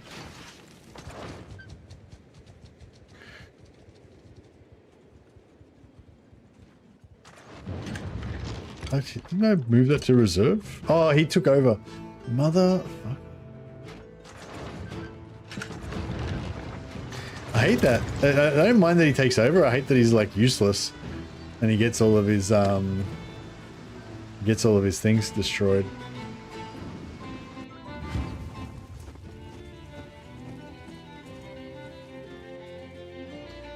But yeah, Portia Woodman and Sergeants, who was the other one? Maya.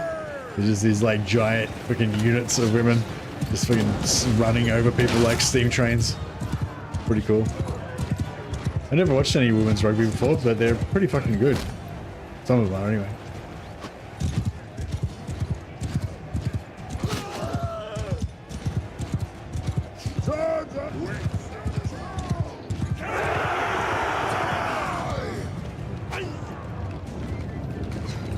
Yeah, I think this is the World Cup that I was watching.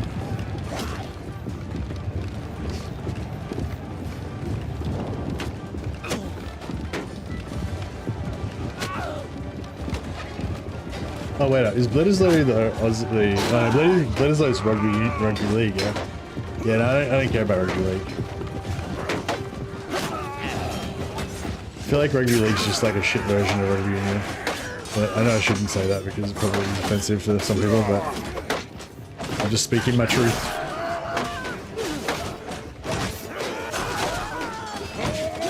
Now here we go. There we go. Rip it up.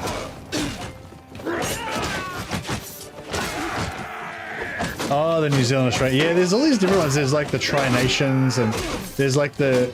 Wait, no, it's not Tri-Nations now. It's like 5 nations or 6 nations or some shit. There's like the southern one. It's like Australia, New Zealand, South Africa, Tonga. Is that it? And Samoa? And then there's like a northern one that's got like England, France. I don't know. Oh, is Argentina in our one as well?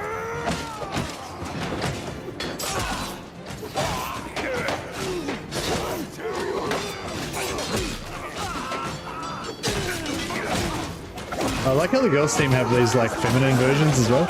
Like instead, like how the male team's like for New Zealand, the male team's the All Blacks, and the female team is like the Black Ferns, and for like the English team, like the female English team is like the Roses or something, English Roses or something. It's pretty cool.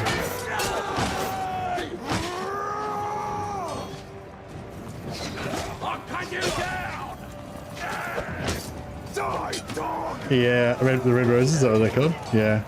Yeah, I don't know. I find it hard to, like, I feel like I always end up rooting for New Zealand in the World Cup because, I don't know, I just love the All Blacks for some reason. I think, yeah, I don't know. If Australia was playing against the All Blacks, then I guess I would have to support Australia, but in my heart, I'd still be supporting the All Blacks. I think it's just because, like, rugby is like New Zealand's national sport, and it's like, you know, they fully, I don't know, like, I don't know, it's hard to explain. It's like, I don't know, like, I guess, like, whatever team is playing in the, if they're playing in the World Cup, you're representing your country and stuff like that. But it's like, with Australia, like, rugby union's not very popular in Australia. Rugby league is very popular in Australia, but rugby union's not that popular, relatively speaking, in Australia. And so, like, if Australia's in the World Cup, like, you know, there'd probably be like people watching and stuff like that. But like, if the All Blacks, if New Zealand gets into like the final or gets close to the top of the World Cup, like, you know, that just the entire nation of New Zealand is fucking watching, and like the hopes and dreams of the entire nation is resting on their shoulder. You know what I mean? It just, I don't know, it just gets me pumped up. Also, I love the haka and shit.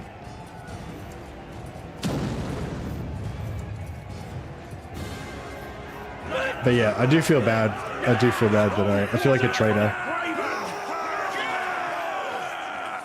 New Zealand lives and breathes rugby union. Yeah, I know. Yeah, and it just, I don't know, for some reason that just gets me, it just gets me emotional. Like, whenever the All Blacks are like doing well in the World Cup. I only really pay attention to it when the World Cup comes around, and sometimes I forget about it and miss it even then. I'm not really, yeah, as I said, I'm not super into football, but did we just lose? Nah, surely not. Oh, right, now we've got the little internal part where we have to, like, penetrate their defenses.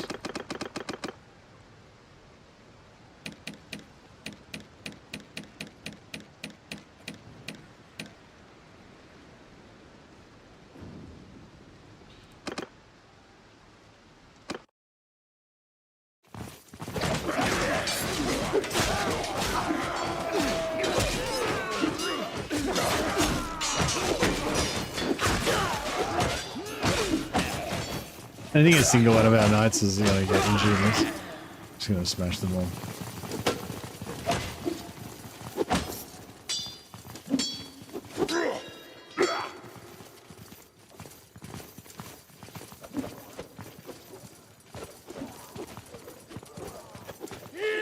I think the other thing I like about rugby is like, it's like Aussie rules is kind of exciting to watch, and it's like this mad scramble for the ball and all that kind of stuff. But with like, I don't know, like rugby is kind of like this combination of like, it's like a combination of like rugby league and like sumo wrestling. I don't know, it's hard to explain. Like this weird form of combat that involves just running at people really hard and smashing them.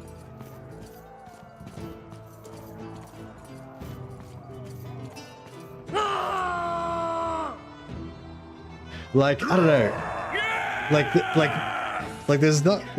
there's not that many things that look as cool as like a dominant tackle where, like, you know, dude's like running straight at the guy and then the other guy just like tackles him but picks him up in the air and runs it back to, you know, and just charges through him. It's like, I don't know, rugby's pretty cool. If you like big dudes smashing each other, then that's the sport for you. It just looks like it'd be so much fun as well. I disagree. Cricket has chivalry on it. Cricket's so fucking boring. Like, cricket's like a, I don't know, cricket's like a weird sort of form of Australian meditation. You just put it on, you have it on in the lounge room for like 8 hours, and, you know, different people kind of take shifts like sitting around in front of it while other people kind of wander through and ask what the score is and stuff.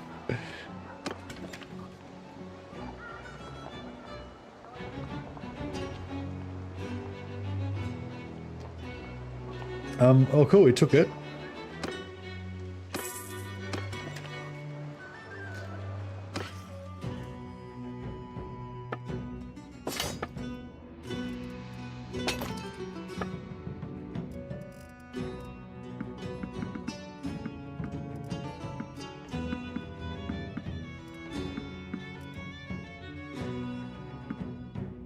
I'll keep some axes that we can smelt down later on.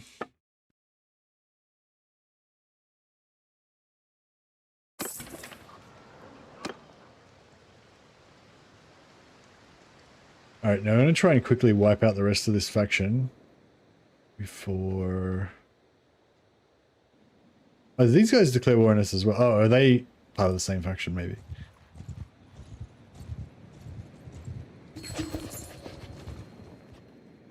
Yeah, I played like one season of cricket. Yours is not a face I know. Didn't like it much when I was about 15. I don't know, I just reckon, yeah, I don't know, I'm not an expert in rugby union, like, in the rules and everything. There's a lot of rules, but I do really like the complexity of it and the... I don't know, it's just like, it just feels like such a war, you know? I think that's what I like about rugby union. It just feels like such a war, you know? And yeah, it's real cool. And just like warfare, there's like so many different like strategies that you can do and stuff and shenanigans that can go on.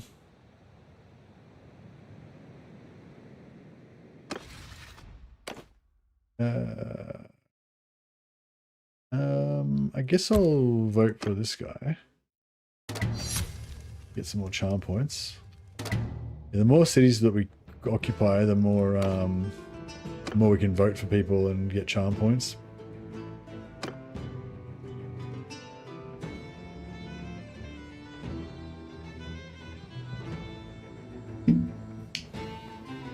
Get the wanker back and probably just lose his party. Yeah.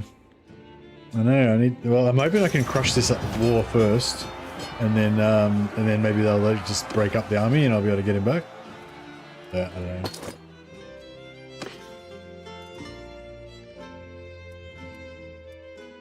Oh, Grail Night Cake.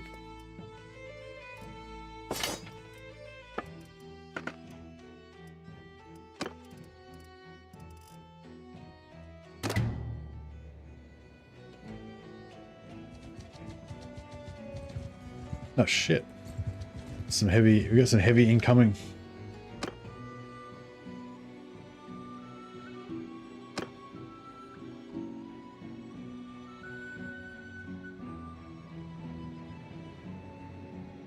Maybe I can go down and...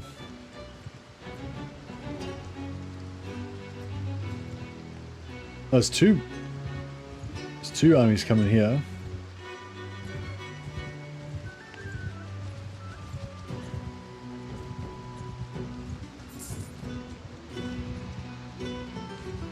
Sucker! Yours is not a face I know. What is...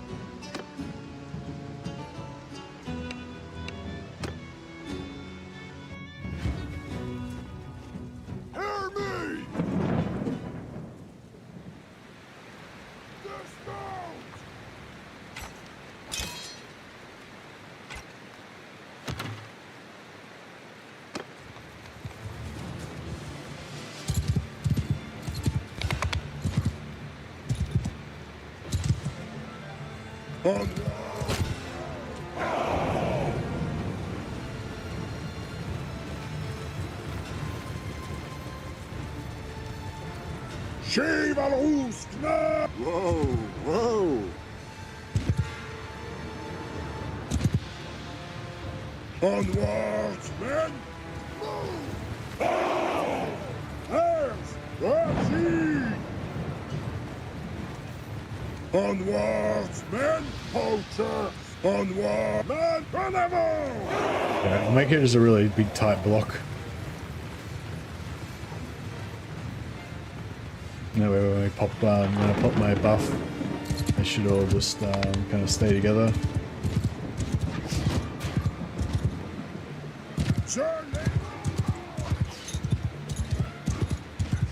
Listen, all of you, Sir Lady Winsies.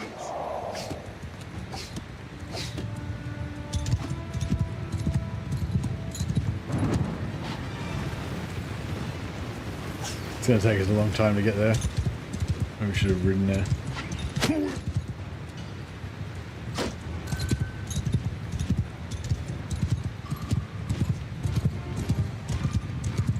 My Empire campaign have a bug where Karl Franz instantly declares peace with factions, giving me just enough time to take a castle or a town, then he forces peace.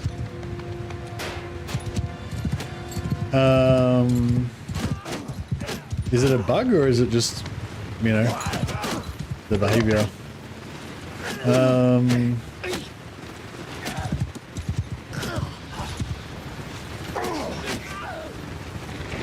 mean, I guess it's not working as you would like it to.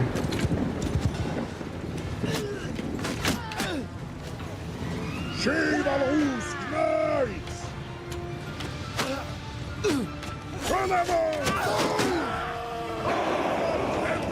Wait, Sir King! Chivalrous! Wait, Sir King! Shakes the temple!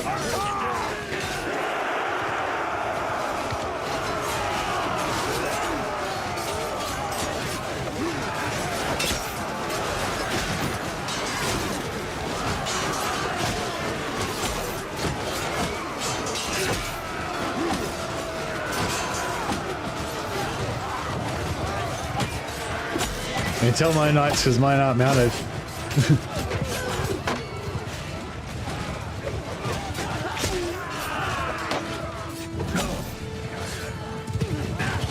Well, that one's a companion. He's just a companion that somebody else has hired, I think.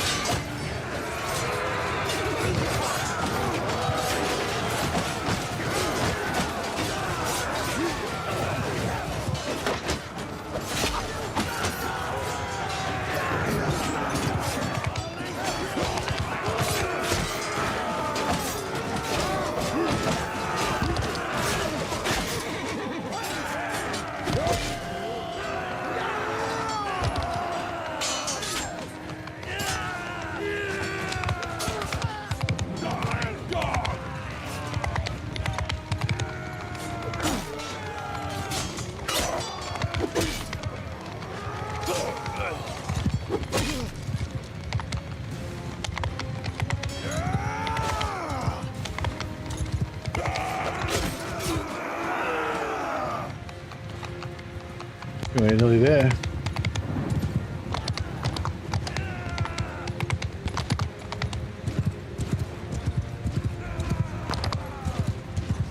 Done.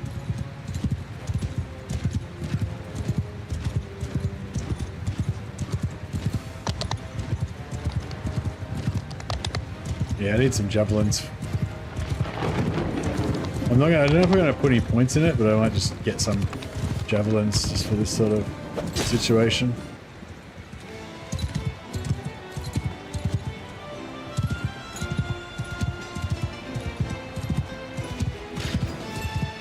Got any speed banners in Tor? No, I haven't, no.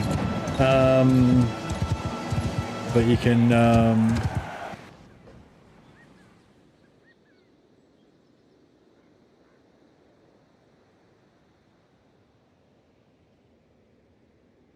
if I let him go, then I get charm immediately, but if I drop him off in one of our... Yeah, I might keep him, actually.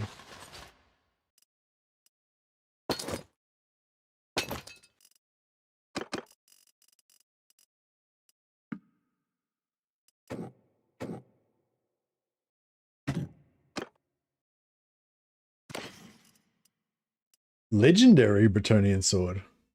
Holy shit. Wow. It's pretty cool.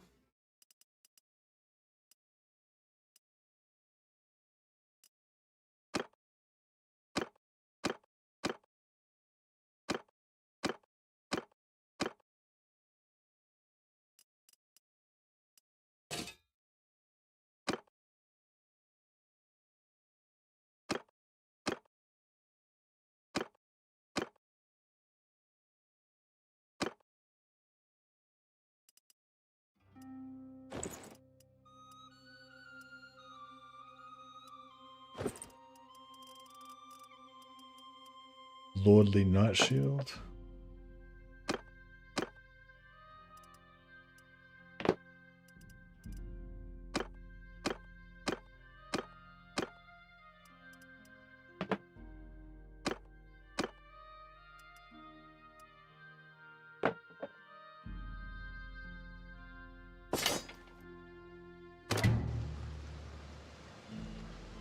In my corn campaign, all my companions have Chaos Banner, giving 5% extra melee damage, and it stacks.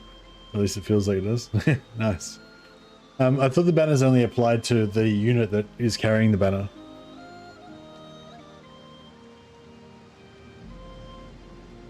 But I might be wrong. Yeah, I mean, I don't know at all. That's just why I assumed it worked.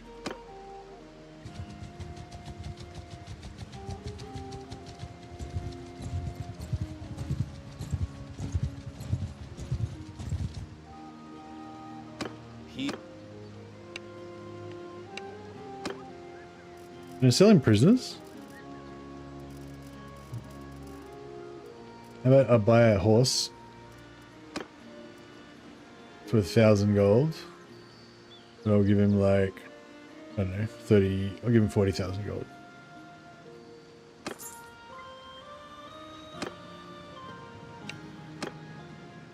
Okay. Sometimes when you do that, you get a heap of charm points, but I didn't get any charm points that time, it didn't seem like.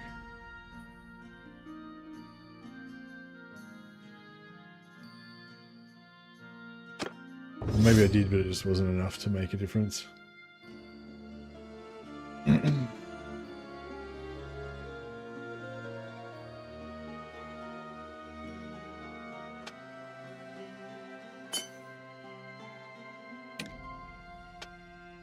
Hey, we finally got our Regadron finally got his scouting up without having to put a 4th point in. Just doggedly stuck with only 3 points until eventually he got up there.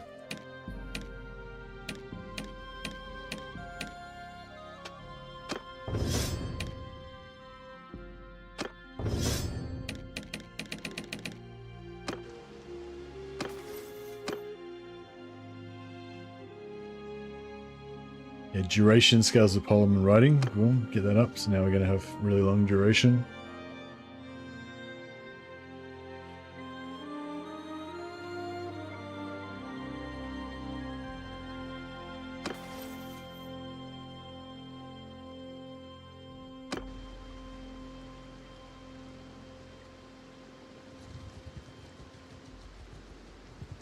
I'll quickly drop him up here and we should get a good rep up with him, depending on who owns it.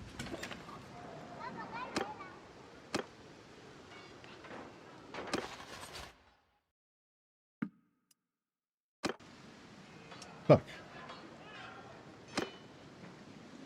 Didn't even get any rep up. Yeah, no, it's weird. Sometimes you don't get any rep up. Usually you do. Like whoever owns the castle, you get a big heap of rep up, but sometimes you don't.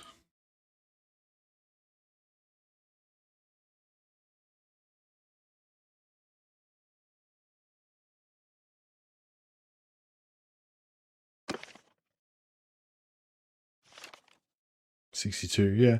Yeah, so King Lewin owns Artois, so he should have gotten relationship boost when I did that, but yeah, he didn't. That sucked.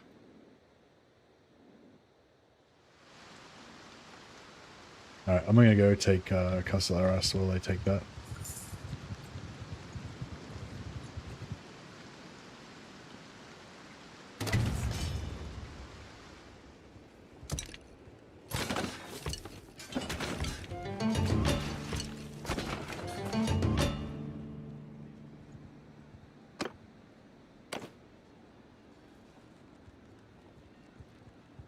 Yeah. Hopefully Lemka's not going to accept these peace offerings. Otherwise I'll be in the same situation as you. I'm going to kill anyone.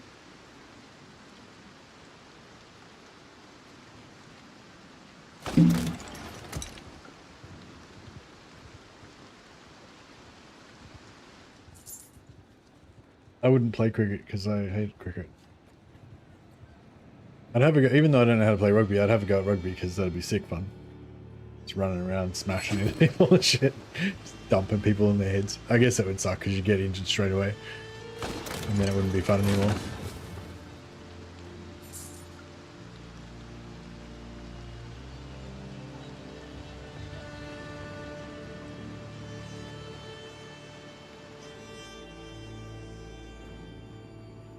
Getting smashed is not fun, no.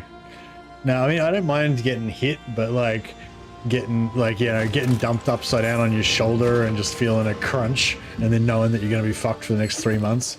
That's not fun.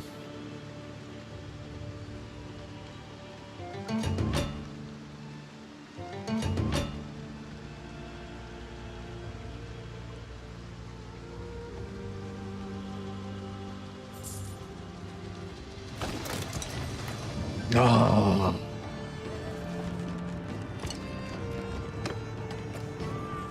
Why do they keep stealing my thunder all the time?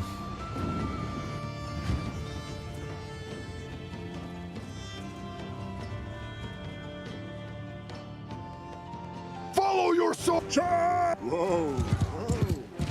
Forward, my brethren. What's it, lady?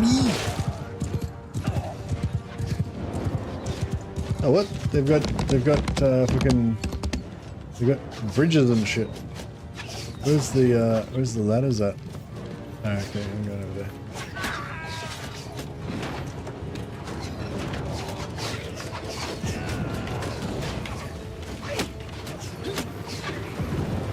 We've got this, man.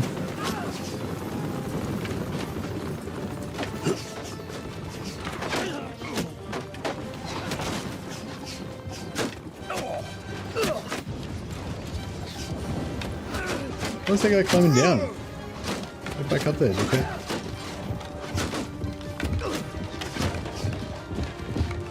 Push it back up.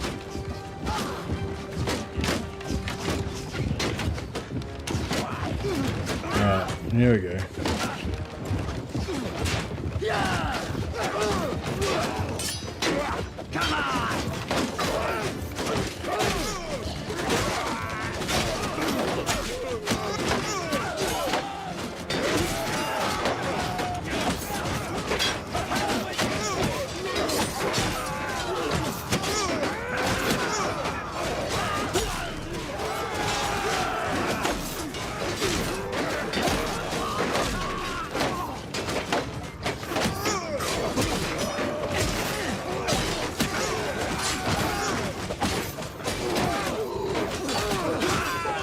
We're gonna smash these fools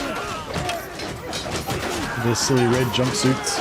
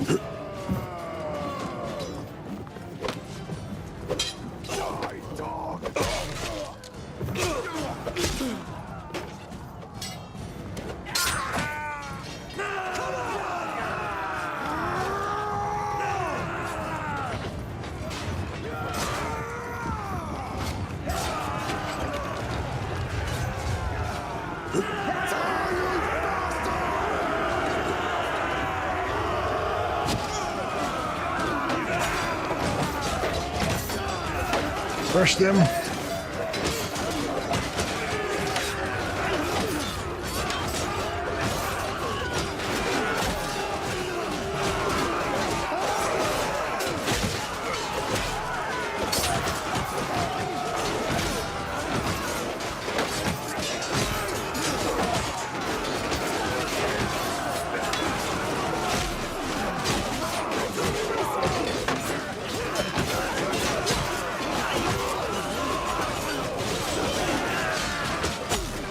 Slaughter.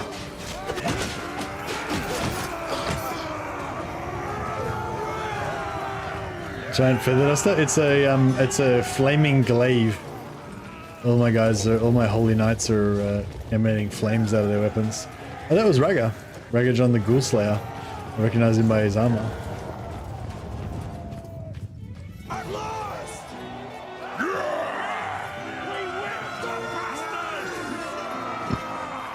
There's a wood elf skill that lets you shoot through multiple foes. Would be sweet to have the equivalent of melee to cleave. You can cleave anyway if you use an axe or a hammer. Two-handed axe or a hammer, they can cleave through multiple opponents. But yeah, you're right. It would be cool if there was an extra cleaving skill. I wouldn't be surprised if the Slayer class or one of the new Wood Elf classes gets something like that. It'd be cool. Kind of like how the Bretonian gets the Bretonian Knight gets the ability for his lance to stay couched. It would kind of make sense for same sort of thing, but with cleaving. Because you can already have a skill that makes your lance stay couched, but the Bretonian Knight has one that makes it work better. So you could do the same thing with cleaving. Yeah, the Galmaraz hammer and the Minotaur axe that I usually use, they both cleave. I don't think the glaive cleaves, but I'm not sure.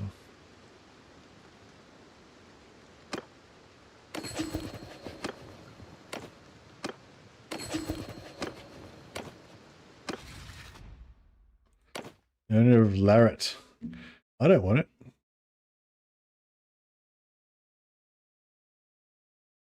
I'll give it to this guy.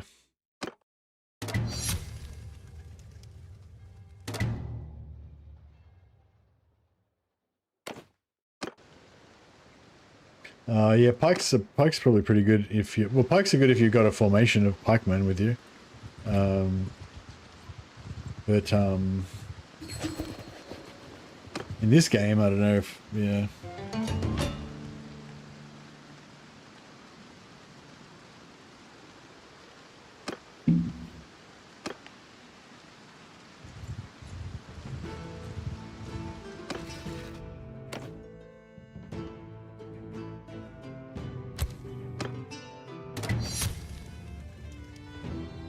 We're 98 charm. Yeah, nice. Wonder if we'll get charm or leadership up first.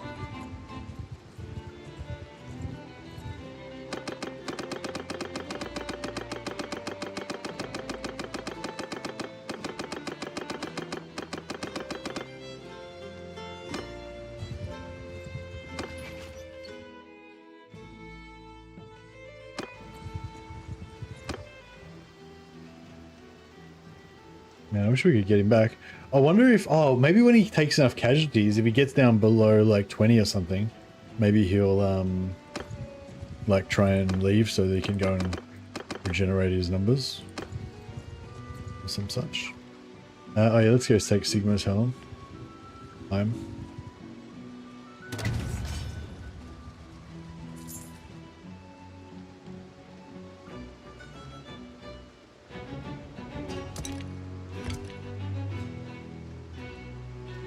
Oh, Leon Kerr took over the siege again, of course.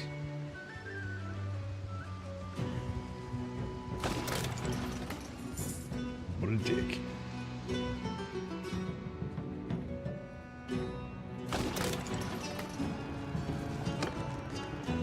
I might just send troops. It's...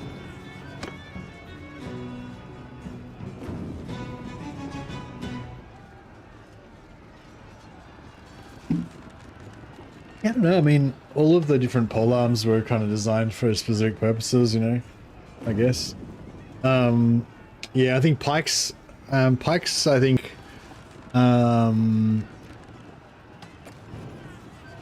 they, well, actually, I don't really know. I think they brought, the thing with halberds was they're really good against armor. So you can just have this, like, chopping, like, kind of chopping formation of halberds, kind of chopping and pulling.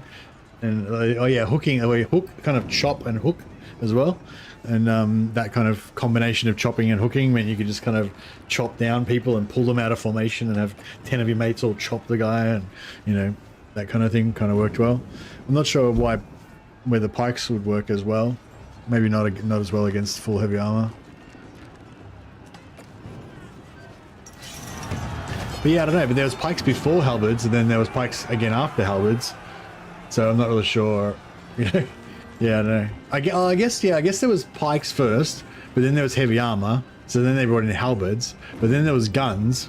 So then heavy armor was no good anymore because the guns could shoot through heavy armor, and so then halberds went away because they didn't have the heavy armor anymore, and then the pikes came back to stop the horses. So I think maybe that's how it worked, something like that.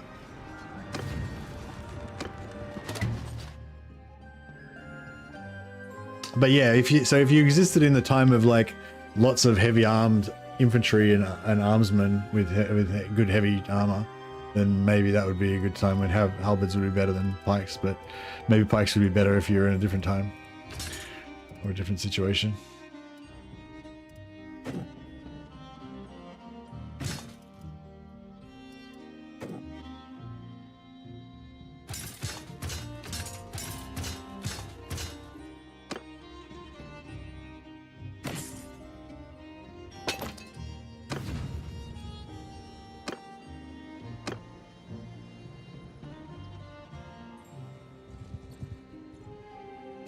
Okay, I want to take out the rest of these Artois places before he makes peace.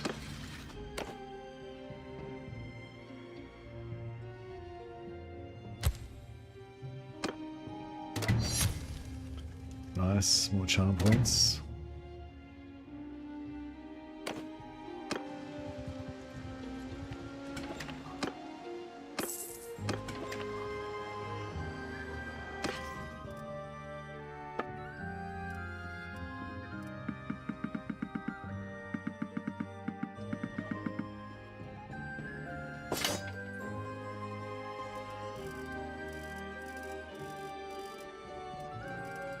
Um,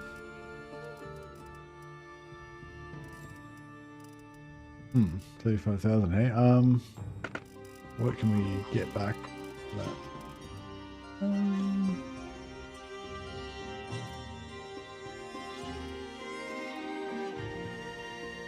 Okay.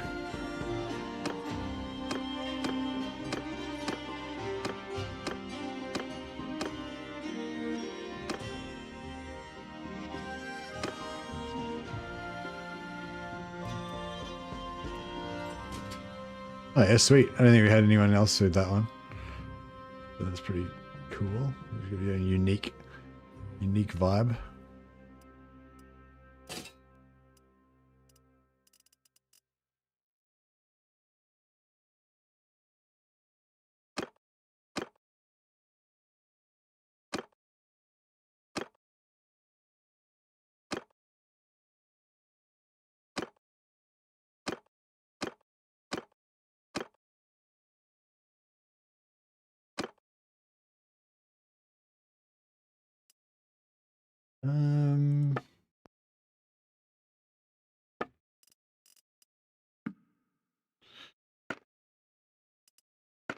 All right, how are we going here? Grain's good.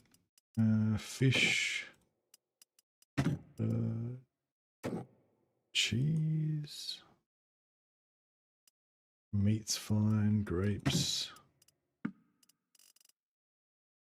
All right, that'll do us.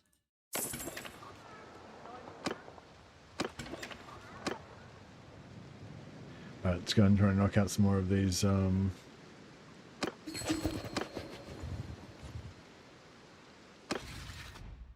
Oh, was there a decision?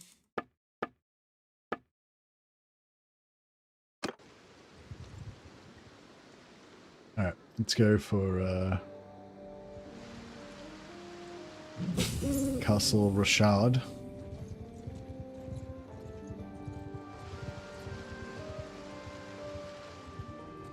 Having beer and wine also helps leveling steward skill, in case you did not know. I did not know. That's weird. Why does beer and wine? Oh well, beer does because beer's food, but wine's not a food. So how would wine help you?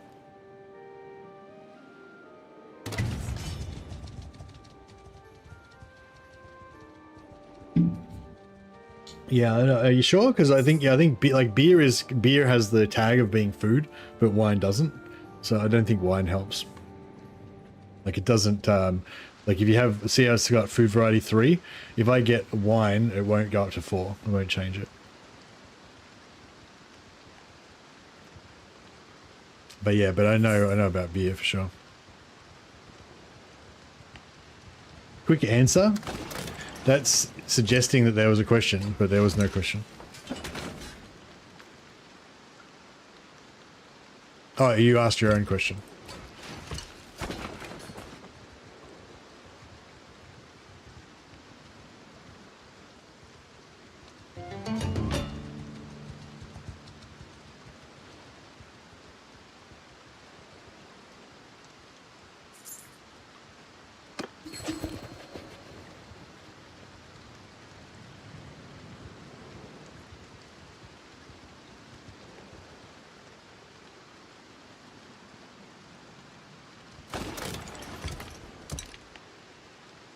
Did he just take over again?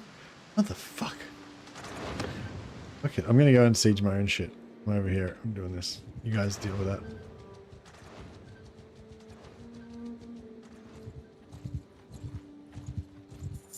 Yeah, you can test it pretty easily. You just check there. It says food variety. You just buy some wine, and it won't. You can also, I think you can also look at the wine, and it doesn't have the tag.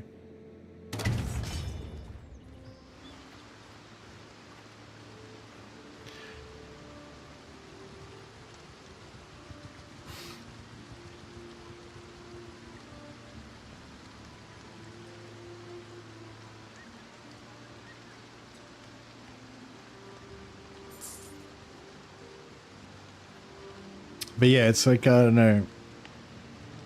Hold down. You can also hold down Alt to see exactly what it does, right? See exactly what it does.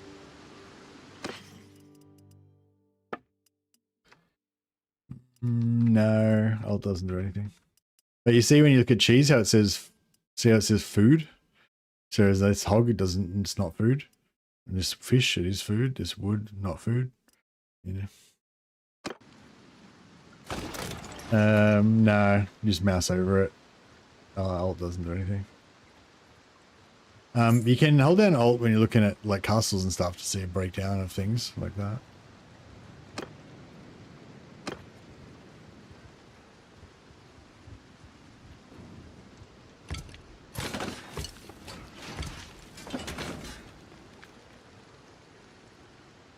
Where's the other one?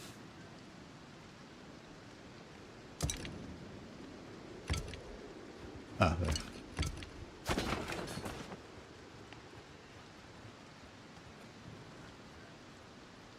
Oh, I can't vote while I'm sieging. Alright, fuck it, we'll just go now. So I can get the vote when we get out. Sergeants in charge!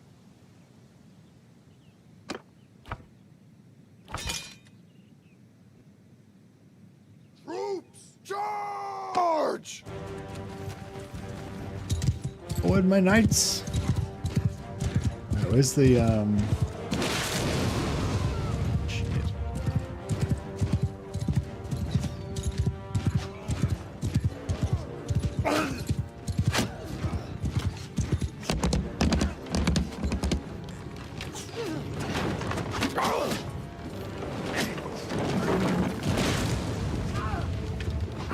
Let's do this.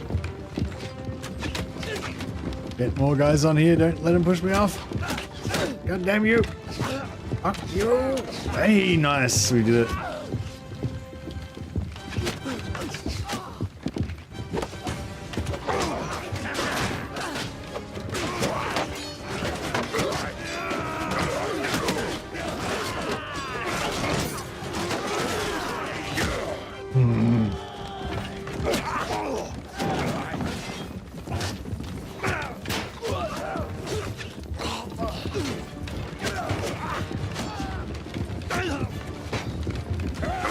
Here we go.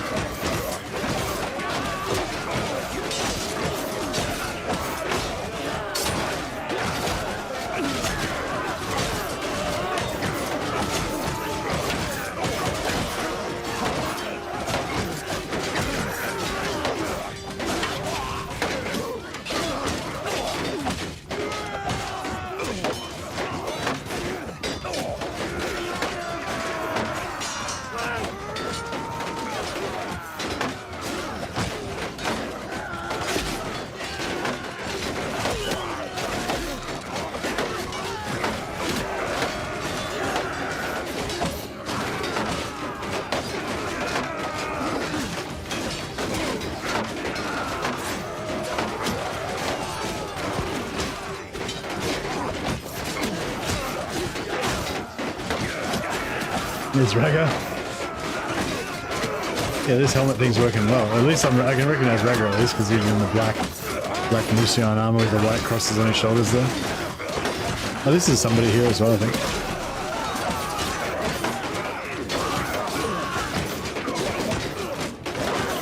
Yeah, this is where your knights start to level up because they just, you keep healing them and they just stay in the fight the whole time and just keep killing more and more guys. Although they might need better weapons.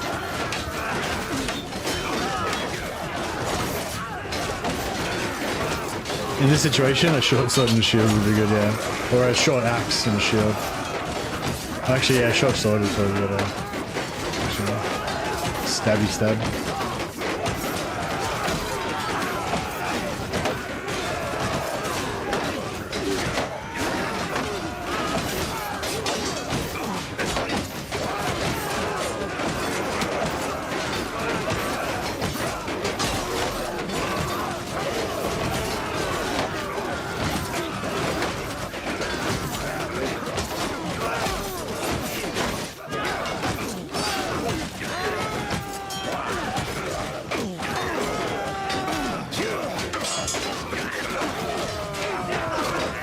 I'm stuck in here, I can't move.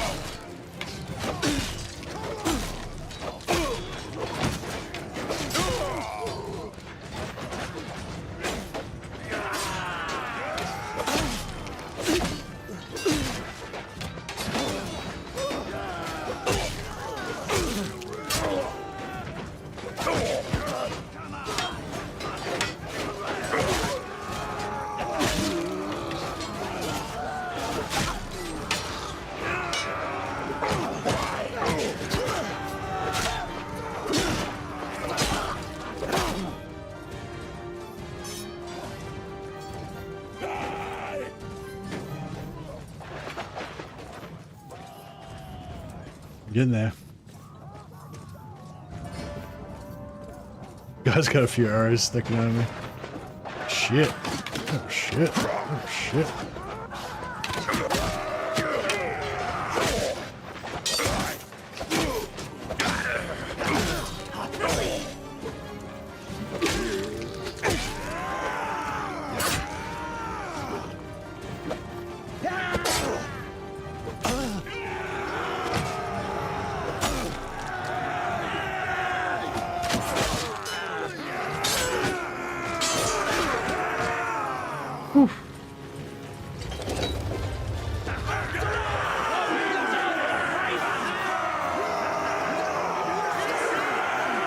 Alarm does not stop arrows. If you have a two-handed sword, apparently you can block arrows with it. I'm not sure what the radius of it, of the shielding or is with it. 77 renown's pretty solid.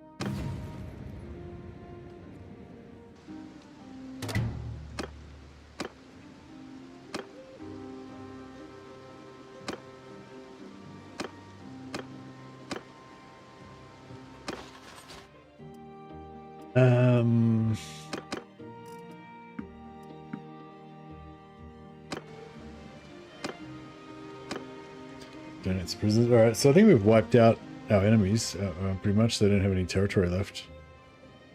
Oh no, there's one more, Castle Bethune. If we take out Castle Bethune, then our territory is pretty safe. Just need to take out these guys.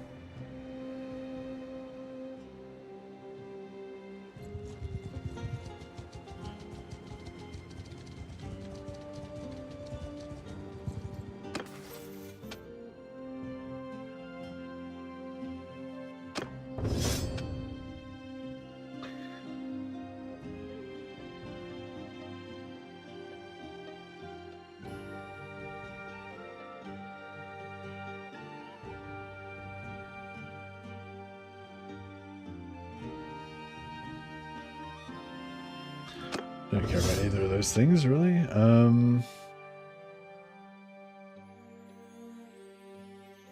Well, plus 20% experience gain for companions. That's what we want.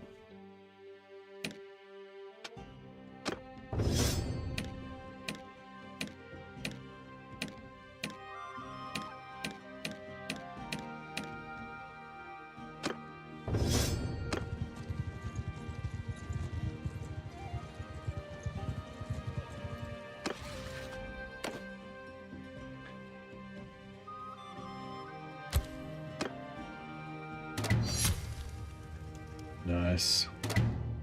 Greek phalanx versus Roman legions. I believe the Roman legions defeated the Greek phalanxes by fighting them in, like, you know, uneven terrain and stuff, where the phalanx, like, the phalanx was unbeatable, just like front to front, but they, but with the smaller maneuverable Roman maniples, they could, you know, maneuver around the sides of them and stuff like that. I don't know. Thought it was something like that. But yeah, if it was like in a gateway or something and you could only attack from the front, then the phalanx would be probably the way to go.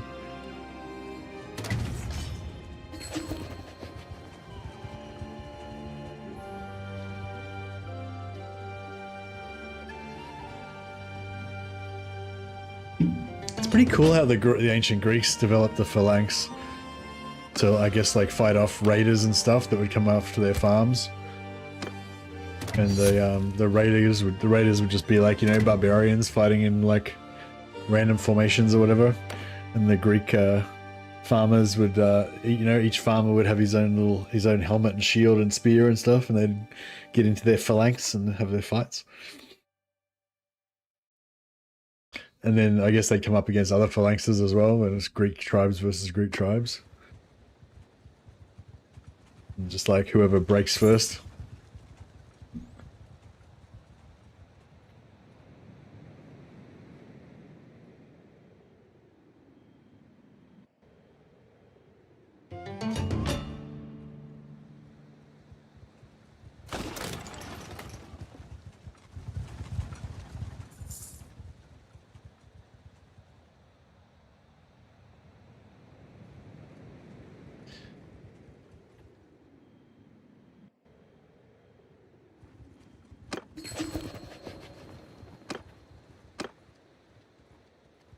Who's leading us up? We're kind of outnumbered, aren't we?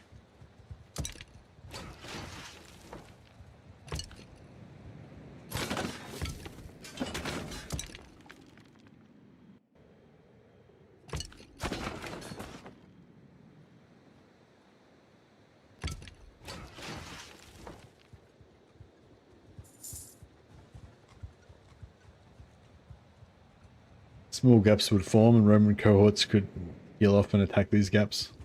Marcus would know. He was there.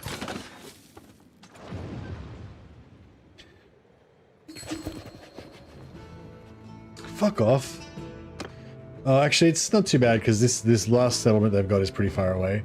My main goal is to just make consolidate all of this area under Corone, so that oh cool, we can get our army finally back. Nice. It worked. Marcus is back in the fold.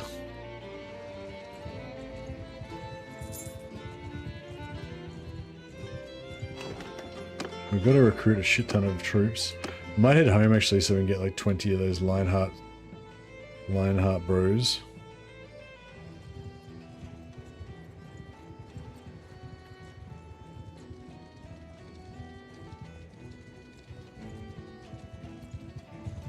Did he just join us?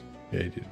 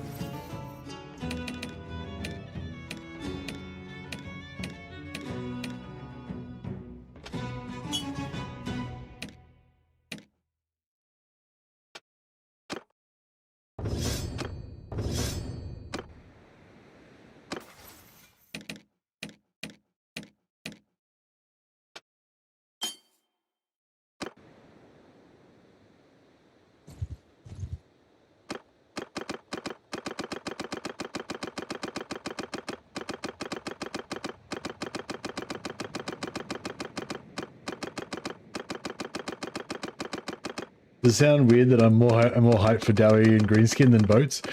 No, it's just it's just like that's the problem. Like Bannerlord Vanilla just doesn't have enough content. Like you know you want the content.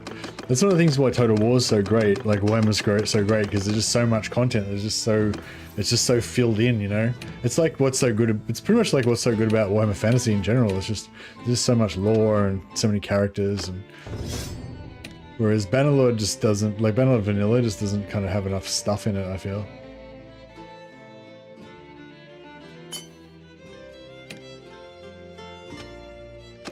Don't get me wrong, I still love it, but yeah. I'm also probably more excited about the dwarfs. No, I'm not even just excited about the dwarfs and the greenskins, I'm also excited about the update that's coming along with like new careers for the Empire, new careers for Wood Elves, new religion stuff is coming, Temples of Mamidia, probably the religion stuff for the other factions, you know, expanded. There's just like, yeah, there's just so much stuff. But yeah, I'm worried it's going to take them like 3 years before they can get the next update out. It sounds like there's just like so much stuff in the next update that, yeah. I feel like they should have maybe, yeah, I don't know. I feel like maybe they should have not tried to make the update so big. Because they're just going to be like, it's going to be years before they get to actually release anything. Well, I hope not, but yeah.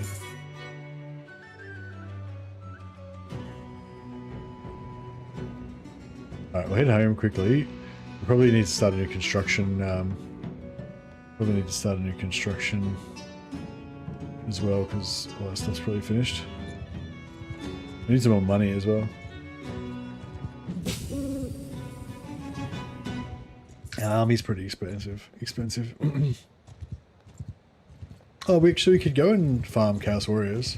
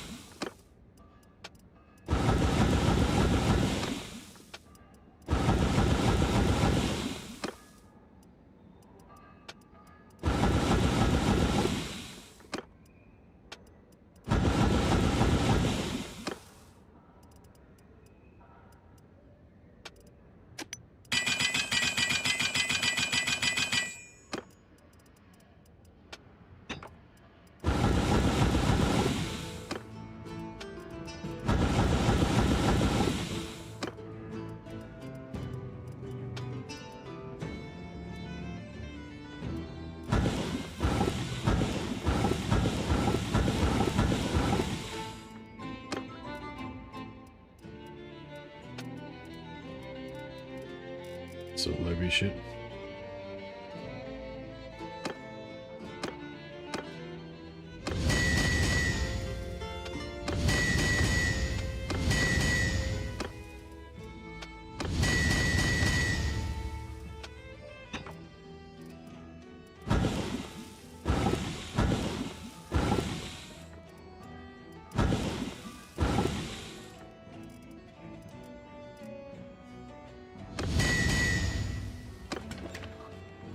All right. Smithing is powering up.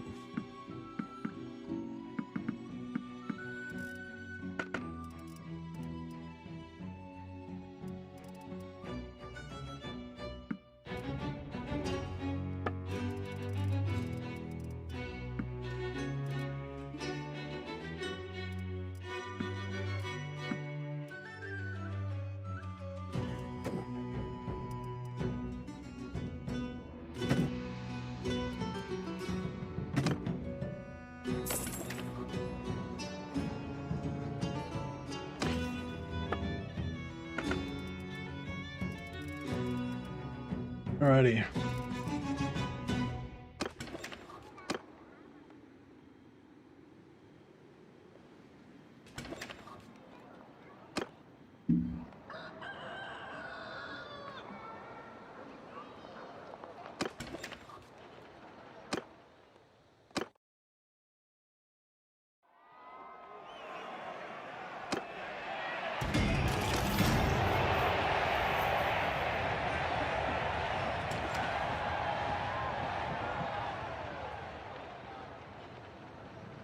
Say the devs have maybe changed their view on Bannerlord to make it a mega playground for mods instead of a standalone.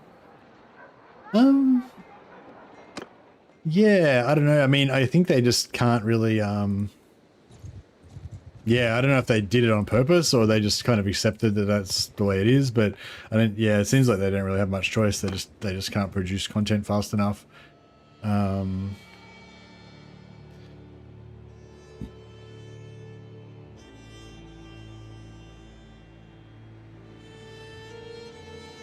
See, I don't know if it's so much that they like decided to just make the game a support for mods, or they just realized that, you know, the content mod is going to be, you know, the content, the modded content's going to be coming out so fast all the time, and there's such a big demand for it and all that kind of stuff that they've just kind of accepted that that's the thing.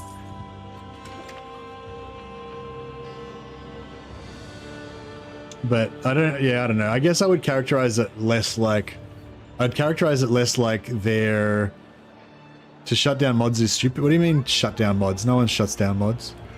Anyway, yeah, like to say that they were just creating the game as a platform for mods, I feel like is probably a bit too far. Like, I think they're just doing what they are wanting to do. You know, they've got their own goals and stuff like that. But I feel like they're definitely very aware of the modding community, and they're definitely trying to accommodate the mods as much as they can. To not allow mods in a game. How's that relevant? Who's, what the fuck are you talking about? Who doesn't allow mods in their game? Some other game that we're not talking about? Like, who cares? You're bringing up, why do you always bring up random shit that has nothing to do with anything? Confuse the shit out of me. Yeah.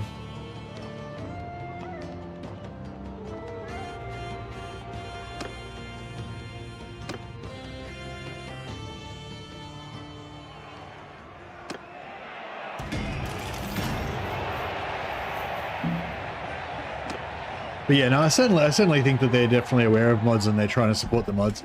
But yeah, I feel like saying that they're just creating it purely as a platform for mods, I feel like might be a bit too far.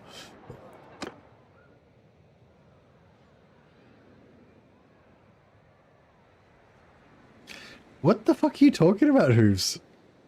I'm not disputing what you're saying is true. I'm saying I don't give a fuck and it's nothing to do with anything. It's irrelevant.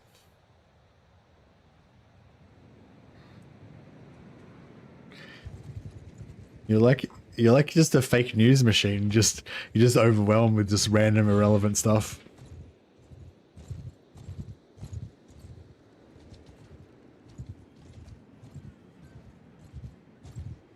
Shut the fuck up. Oh jeez.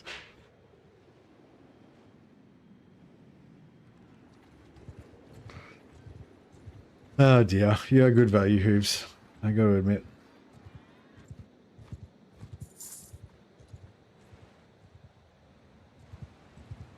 No, he just like says his own random shit. He doesn't care what what the conversation is about. He just does his own thing. He's an independent thinker.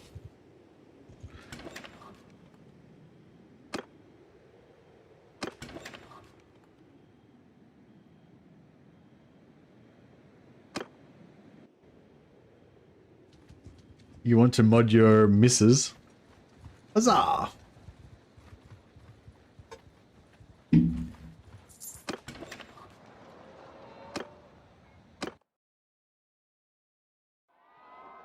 Yeah, I don't know. I kind of feel like playing Mordheim DIE, which is like, you know, super hardcore Mordheim or something, just to make it, you know, just so I can feel something. But it's kind of, yeah, it's kind of frustrating though, because it takes ages to grind up and you just die all the time and shit. I mean, well, you don't necessarily die all the time, but even if you don't die all the time, it's just very slow and stuff.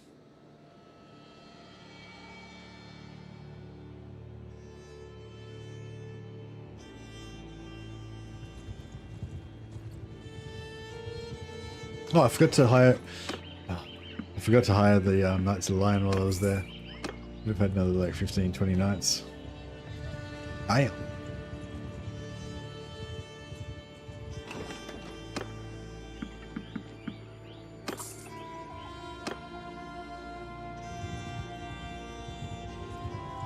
But yeah, I think we need to do a bit of a tour around the Empire and try and focus on gearing up our knights to make them just like super heavy.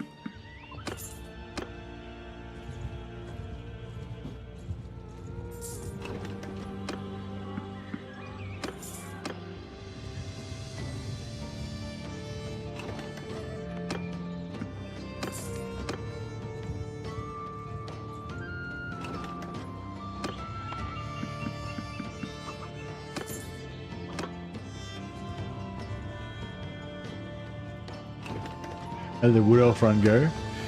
Yeah, it was good. We just got to the point where we were like just farming tree men. I think I got up to about 8 tree men, and I was getting a new tree man every like 20 minutes or something.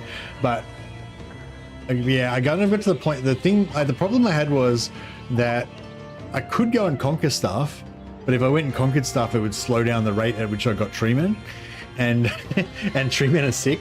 And I'd gotten 8 of them already, and I was about to get 9, and then 10, and then 11, and then 12, and then 13. You know, just keep getting more and more tree men. And yeah, but the problem was that what I figured out was that if I went and attacked settlements and took over settlements to kind of achieve my macro objectives, then I wouldn't be able to farm tree men at the same time. So my tree men would stop at 8. You know, I'd never get any more than 8. But if I kept farming for more tree men, then I would never stop farming for tree men, because tree men are fucking cool. You know what I mean? If I had like 75 tree men, I'm not going to stop at 75. I'm going to get 76. And once I get 76, I'm going to get 77. You know what I mean? So I sort of saw that, you know, what I'd done up until that point was what I was going to be doing for the rest of the game, because I couldn't resist getting more tree men all the time.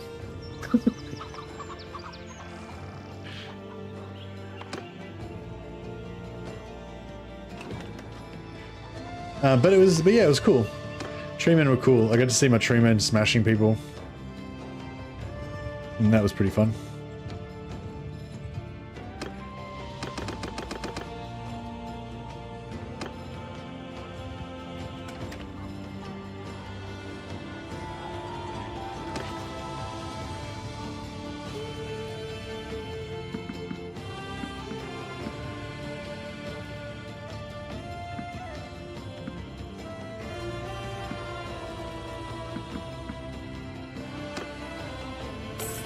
Yeah, I kind of feel like starting a new adventure, you know, like starting a new Mordheim campaign, or starting a new Chaos Gate campaign, or something like that. Something where you kind of, you know, yeah, explore.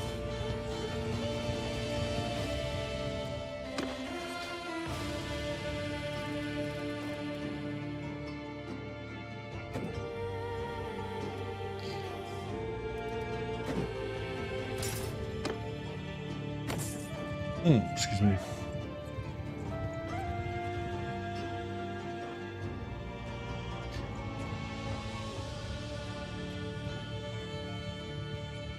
Yeah, maybe. Yeah. Well, maybe you could play some Battle Brothers. Battle Brothers is hard though. Like, I'm not very good at Battle Brothers, and so it's hard and sort of challenging trying to get going.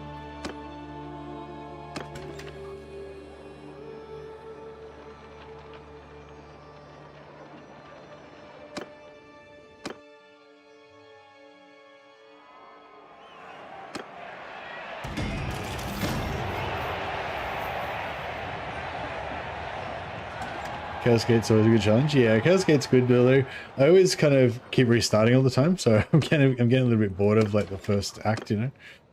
I keep playing the same thing over and over again. Yeah, I guess that's kind of like the essential weakness of games like Chaos Gate and like XCOM 2 and stuff like that. Like, is the more times you play them, the more the early game gets boring, kind of thing. Whereas when you play like Total War or something, because there's so many different start positions, like there's like an almost endless variety of starts, even though you just play Karl Franz every time, obviously, but you know.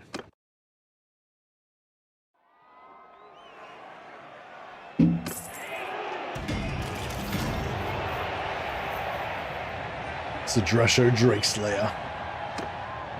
What a Chad. Actually, is there a helmet that's got a dragon on it? We should give that to him.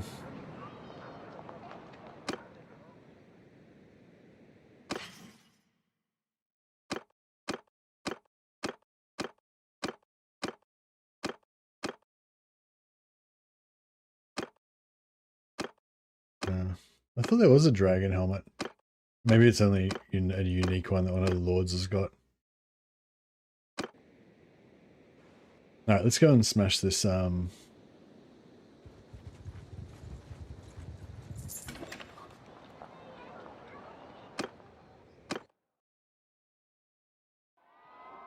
Give me out Scaven Ninja.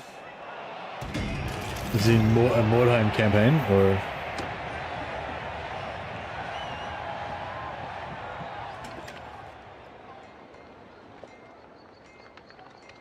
I could play some more Oblivion. Oblivion's got dungeons and stuff.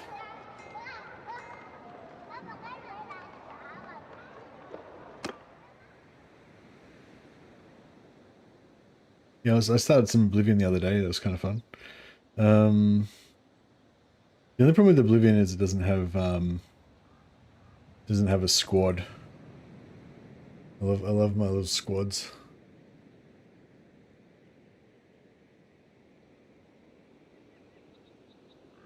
Yeah, so Battle Brothers, Battletech is also a good game. Dragon Age Origins, I love that game. It's such a good game. Maybe the Menace demo the other day. Got Mordheim, City of the Damned, of course.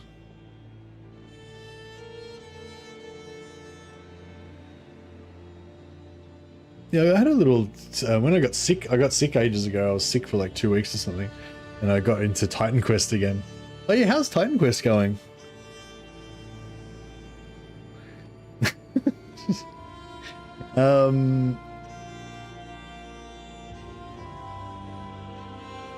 Yeah, is the new Titan Quest coming out soon? Or is it getting closer?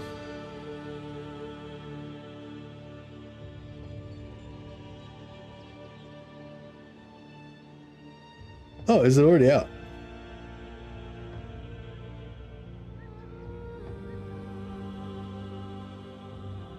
Oh, I think like Titan Quest has come out already. Oh, it's in early access. Yeah, it's early access, so probably haven't got all the content yet.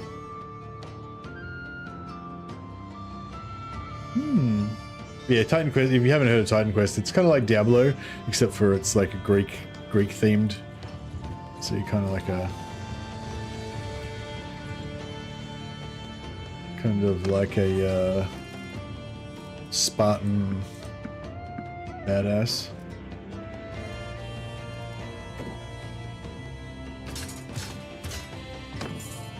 Alright, let's go and...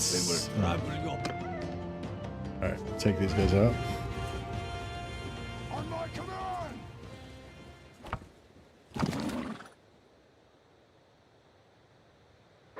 Actually, let's just do it with our companions only.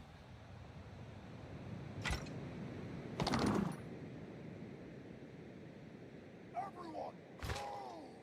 Forward! Riders, move! Forward! Forward! Horsemen!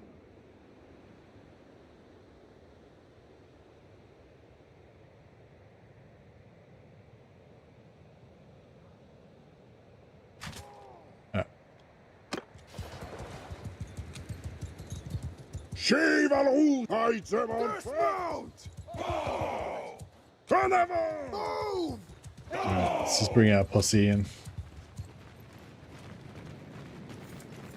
Gather Follow me! Paysan For the road! shield wall! Sir Lady Weezy! Forward!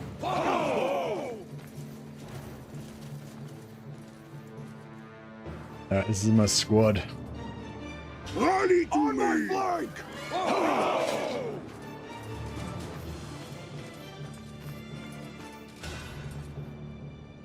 Stay below, just stay below the crest of the hill, so don't get a shit shot out of us too much.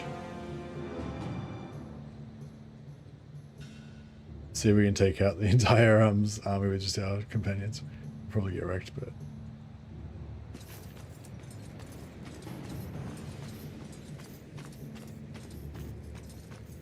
Stay to the line!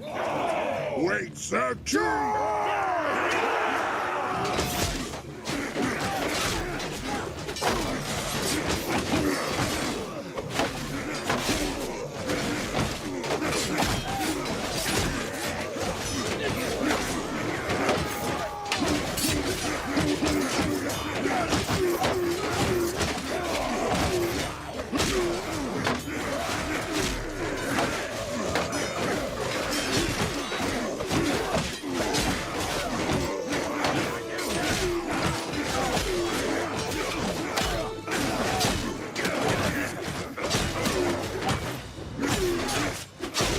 shit.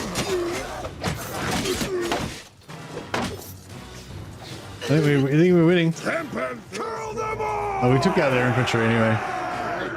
I'll get the knights to run down their archers. Path of Exile? Yeah, maybe.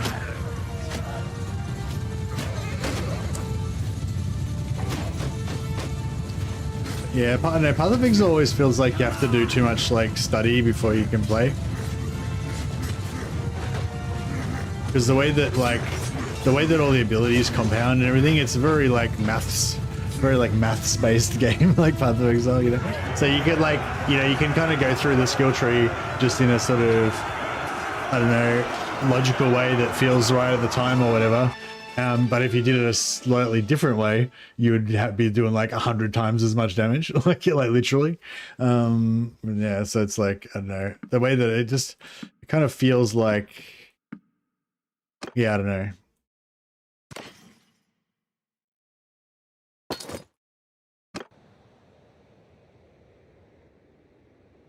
It kind of feels like you have to research a build and then just like, yeah, I don't know. We will try.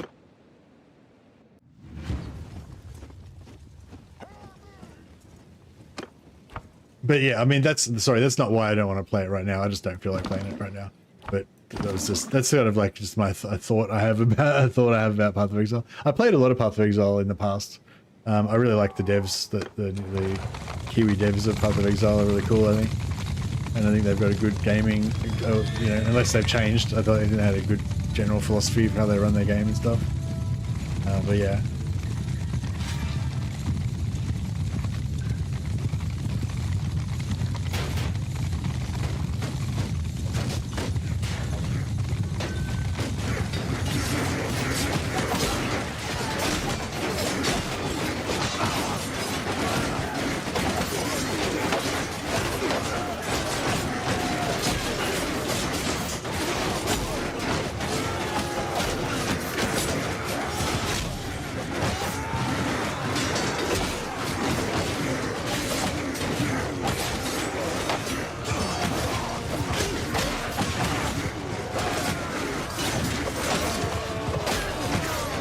This thing's got so much hit points.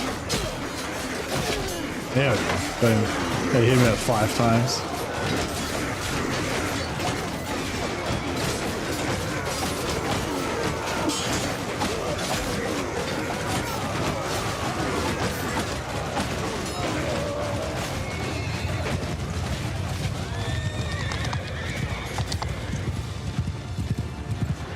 Yeah, I know. You just mentioned Path of Exile, so I just started talking about Path of Exile. But yeah, I don't hate Path of Exile or anything. I do like Path of Exile. I just don't feel like playing it right now. What's up?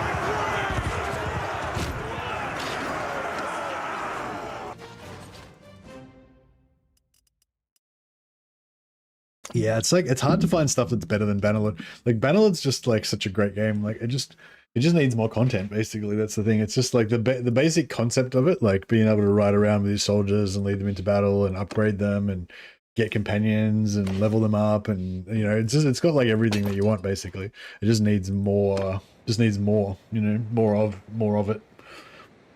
More stuff to explore and build and do.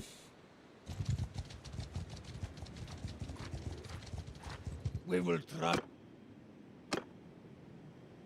Did you play WoW? Yeah, I used to play WoW. Although, WoW wasn't my big MMO. My first MMO was Ultima Online, so that was the one that I originally got obsessed with. WoW I got into, but it wasn't the same as, you know, you never get as obsessed as you do with your first ever MMO. But yeah, Warhammer Age of Reckoning was my big one. That was my favorite one. Just PvPing with my bros.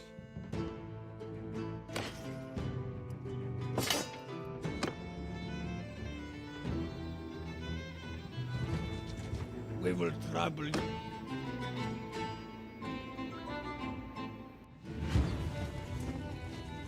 Under my orders! Wait, the king!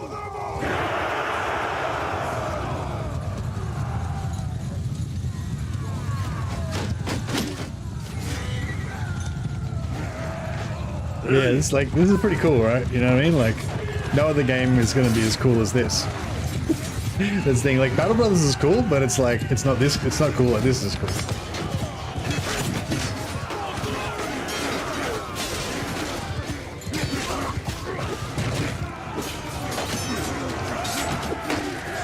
Yeah, just the combination of being able to, like, kind of have that strategy, tactics, RPG, and also just being able to charge in battle, flailing around with your fucking glaive.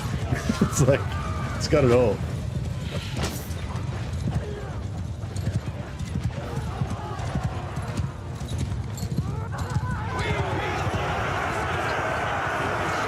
These dudes are my bros.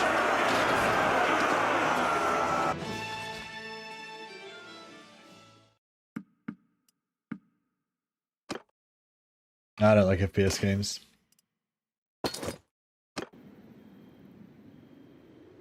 Because they're missing every element of the things that I'm talking about that I like. Except for the visceral combat part. That's the only thing they've got. We will trouble. Yeah, I can order as well, I guess. Bum, bum, ba-dum, bum.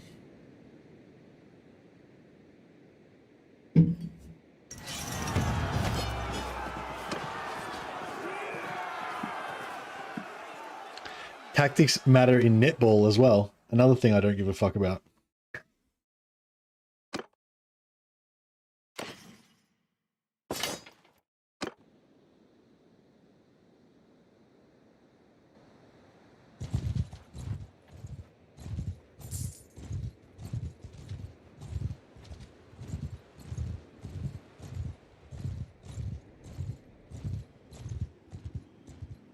Yeah, I don't know. It's about 10, so I could probably play for another 3 or 4 hours. But yeah, I don't know. I could just kind of peter around in this for a bit and then just go to bed, or I could start something else. But if I'm going to start something else, I need to start it like now. I need to like just jump straight into it because I'm only going to have like 3 or 4 hours.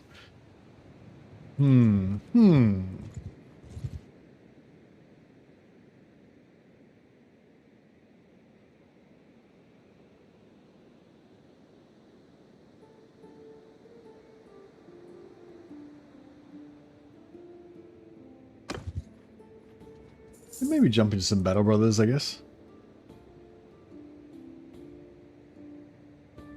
You got a second wind? Nice. I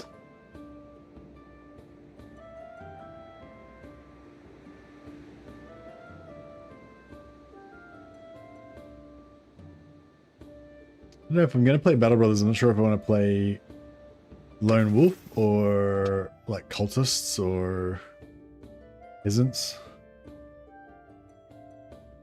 50% damage when you hit the head with the polearm. You don't really need it because you're already going to be doing enough damage. Oh, 30% chance of your lance staying couched after a kill. That is kind of cool, especially if you get when you've got your career ability going, your lance will just constantly be staying couched. But headshot damage with the polearm is pretty good too. I might start off with headshot damage now, but if we start lancing heaps, then we can switch it up.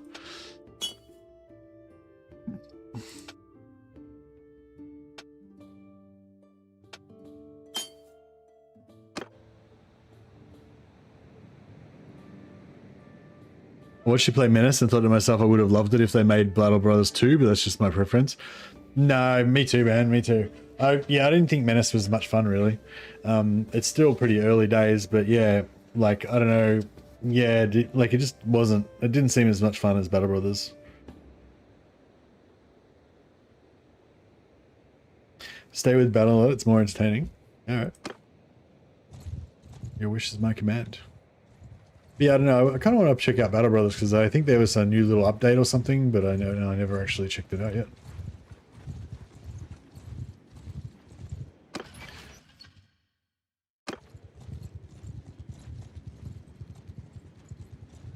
Oh yeah, I forgot to do the big fight. That was the whole point of going down here. Actually, can we get some more knights from somewhere?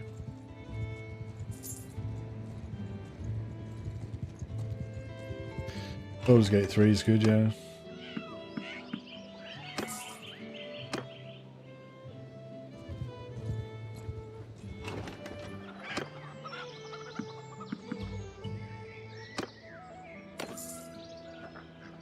Alright, what do we got here? Let's see if we can top up our troops a little.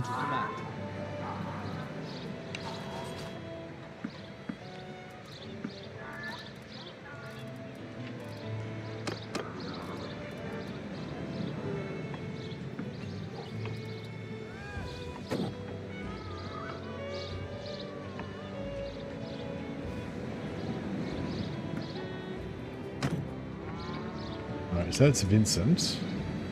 Then who else we got? We got Vincent, Marcus, and Ameria, I think it is. Marcus is the tall one in the steel armor. Where is he? Oh, no, that's not. Oh, is he sitting inside this guy? I'm yours to command.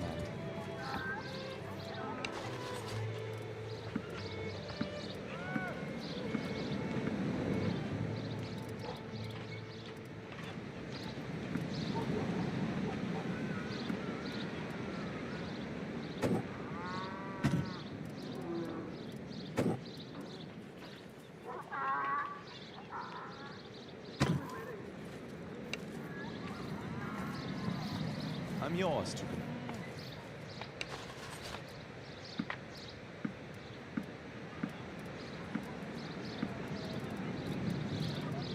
Get rid of all that shit, replace it with knights.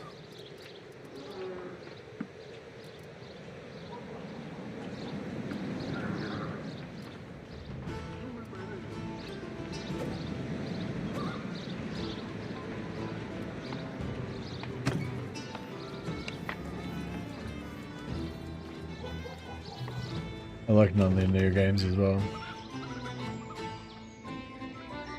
I like Baldur's Gate. But I think I need a lot of patience to play it. And yeah, it doesn't have that visceral killing frenzy action that Total War and this game have. So I feel like I don't know. I feel like there's times when I just want to go and fight kind of in Baldur's Gate, and you can't really do that, you know? Like there is times when you can fight and places where you can go to fight more, but you can't, like, you know what I mean? Like with Total War in this game, I think it's just, anyway, whatever. I like Baldur's Gate, but just not, you know, I'm not like super into it.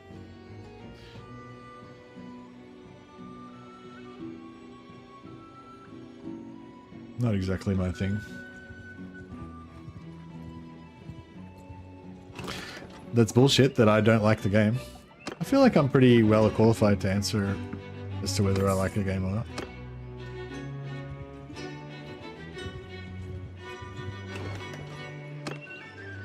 I may not be able to explain it very well.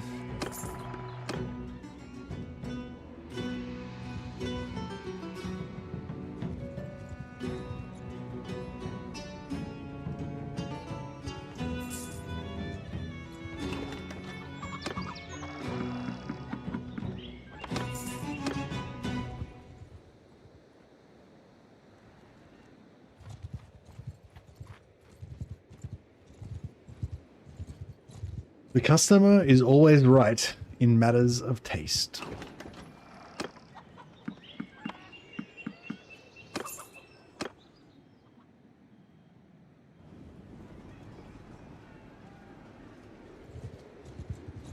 Yeah, I mean that's my primary concern. I think a lot of people try to be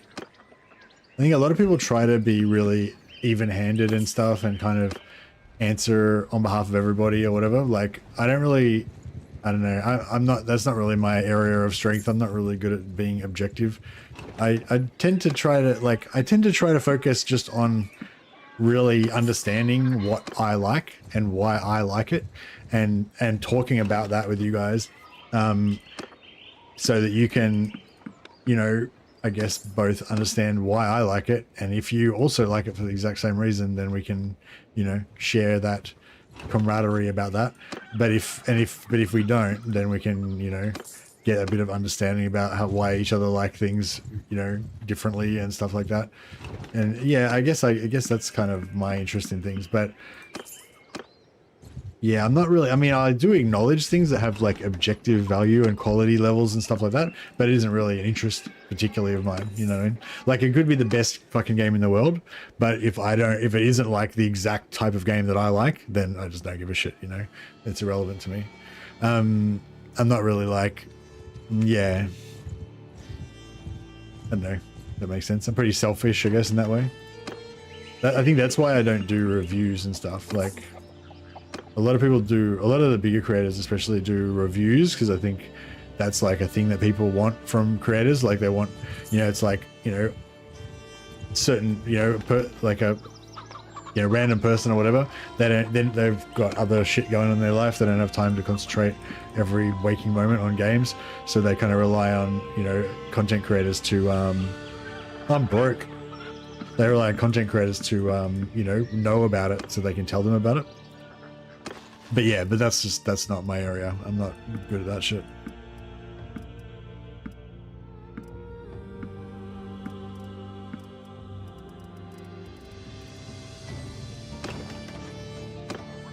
Value honesty. Yeah, well, I mean, I try to be honest, not because I'm super moralistic or super ethical or any of that shit, just because I really like talking and communicating and understanding, and lying and bullshitting is the antithesis of that, you know? It's like, you know, how can you understand and be understood if people are fucking lying, you know? So yeah, that's kind of, yeah, so it's not so much I'm trying to be honest, I'm just trying to communicate, I'm just trying to explain my thoughts and, you know, understand your thoughts. Well, maybe not yours, Hooves, but, you know, everyone else's. But yeah. Anyways, I feel like I'm getting into philosophy mode now.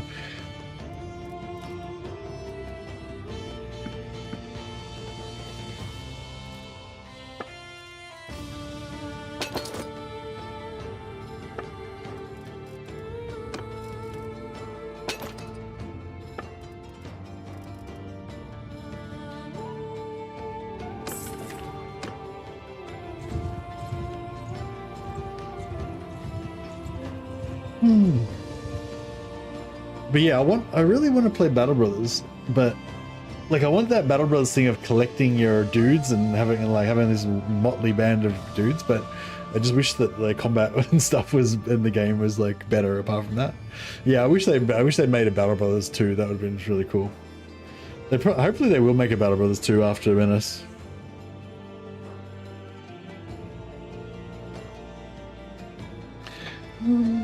Yeah, has anyone? I guess yeah. Probably no one's going to be interested in Battle Brothers, though. Yeah.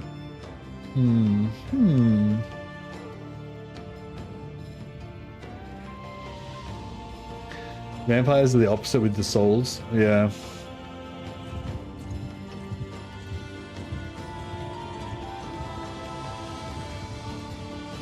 Oh, here we go. No. Yeah, I need to. I'm really short on soldiers.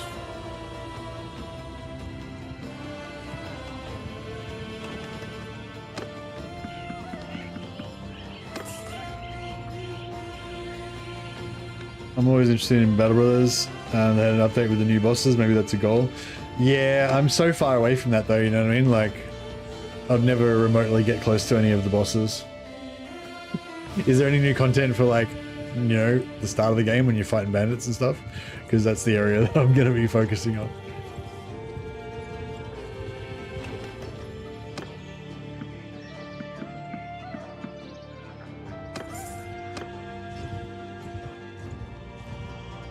Never seen Battle Brothers? It's a pretty cool game.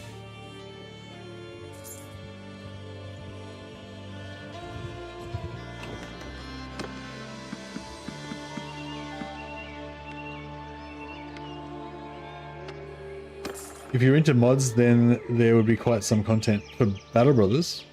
Yeah, I know there's the Legends there's the Legends mod, but I don't know, I always found like the vanilla was kind of good enough.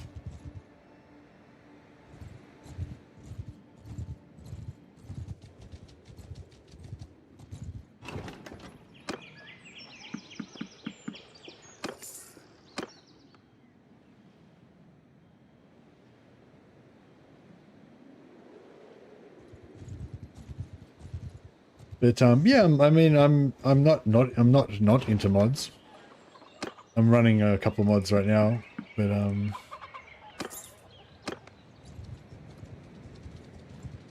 kind of, I guess I'm kind of against. I'm not against it, but I'm cautious about changing the game to be the way that you want it to be externally, instead of trying to, because like my whole thing of like, not my whole thing, but like one of the big things that I play games for is so that I can try and make it the way I want it to be within the game. So I like games that allow you to do that stuff, you know. And yeah, I'm very cautious of modding the game so that it's already the way I want it to be, because then there's no fucking point playing it. You know what I mean? Like the whole point of playing it is trying to set up the thing that you want. Like for me anyway, it's kind of a big part of it for me.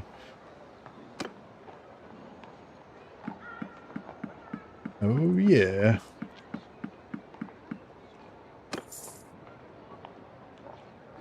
Just build a sandpit then, you need a good base to mod.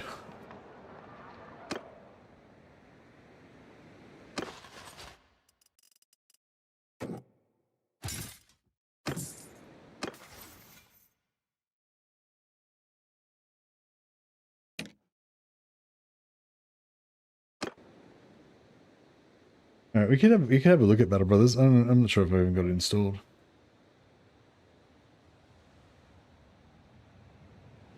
I might just yeah, I might call it there for now.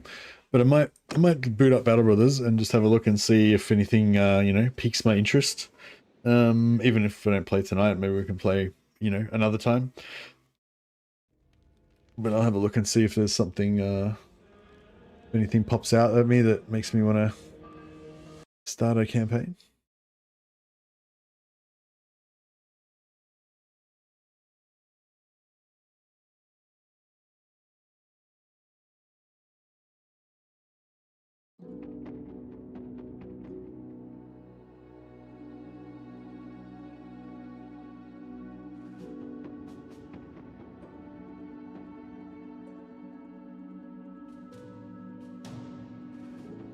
All right, yeah, so this is Battle Brothers. These are the same people who make the game Menace. But yeah, it's pretty cool. It's basically the idea of this game is you play a mercenary company, and there's all these different starts that you can do. They all have slightly different little rule sets and modifiers to your warband, and then it auto generates procedurally generates a new world every time you play. So yeah, it's kind of fun. But yeah, so there's no new starts, is there? So yeah, Lone Wolf is probably one of my favorites. You start off with a big knight dude, and then you try and build up a squad around him. If your hedge knight dies, then the campaign's over though.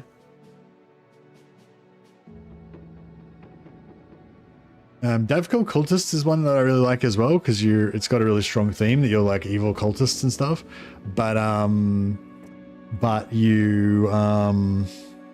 it's really slow, like the way it's like every 20 days or every 90 days or some hugely long amount of time, there's a chance that each of you guys will get this perk, and you've got to get like 5 levels of it before you can kind of get your ultimate power unlocked and everything. So basically it just takes like fucking so long. That's if you don't save scum. If you save scum, it still takes fucking ages, but if you don't save scum, it takes fucking insanely long time. Unless you're like super lucky. But yeah, Davkol, Cultist, and Lone Wolf are probably the two that I think are the coolest. Oathtaker is pretty cool as well.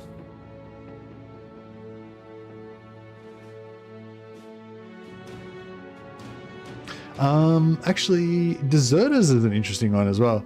You can get really good armor. So you have like good armor, but your brothers are not good. But you have this ability, what do you call it? You have one noble house that hates you, and your men are always first to act in the very first round. So it's kind of cool because you can kind of usually always run away, because you get to move first. But not always. Like there's some things that are faster than you, and you can maybe use that somehow as in combat as well. Poachers. Oh yeah, poachers you move faster on the campaign map. So these are like ones that are pretty easy and kind of cool, but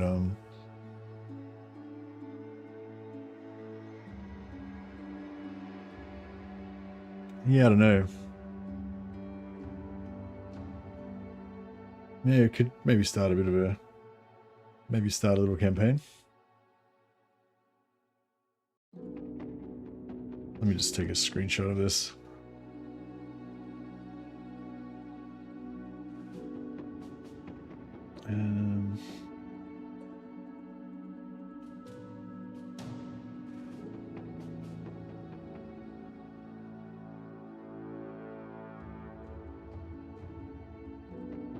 Yeah, this is probably, I don't know, probably not the start of a glorious new Battle Brothers campaign, but I might start a new stream anyway just to fuck around for a bit and see how we go.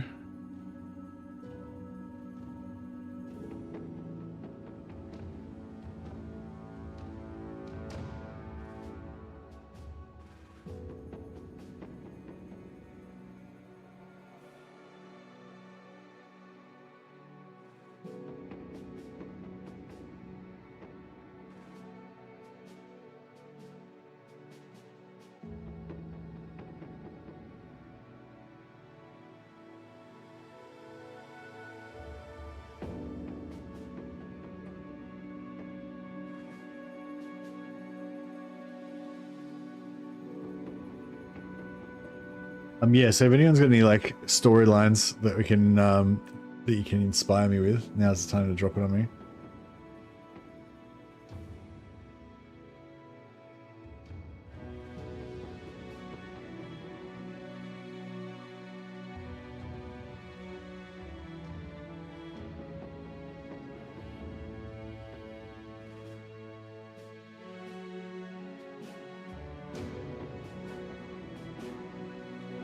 Battle Brothers only come out in 2015. Oh, 2015's 10 years ago now. Shit.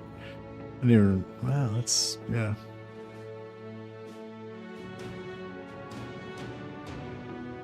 It's a long time ago.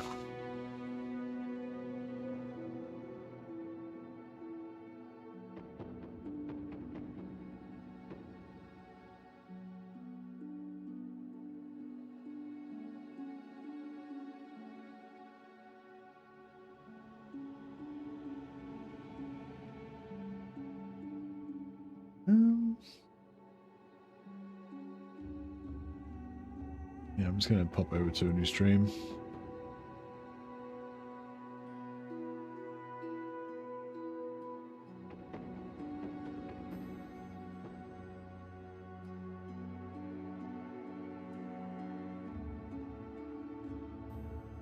Grail Knight brings the lady. Yeah, okay, you sold me, Moritz. That's perfect.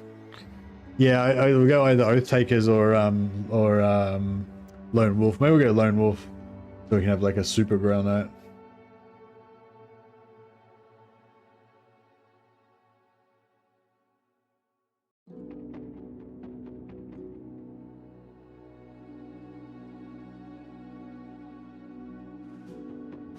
All right, I'll just pop you guys over to a new stream. Hopefully should automatically pop over there. Looks like it's gonna work, hopefully.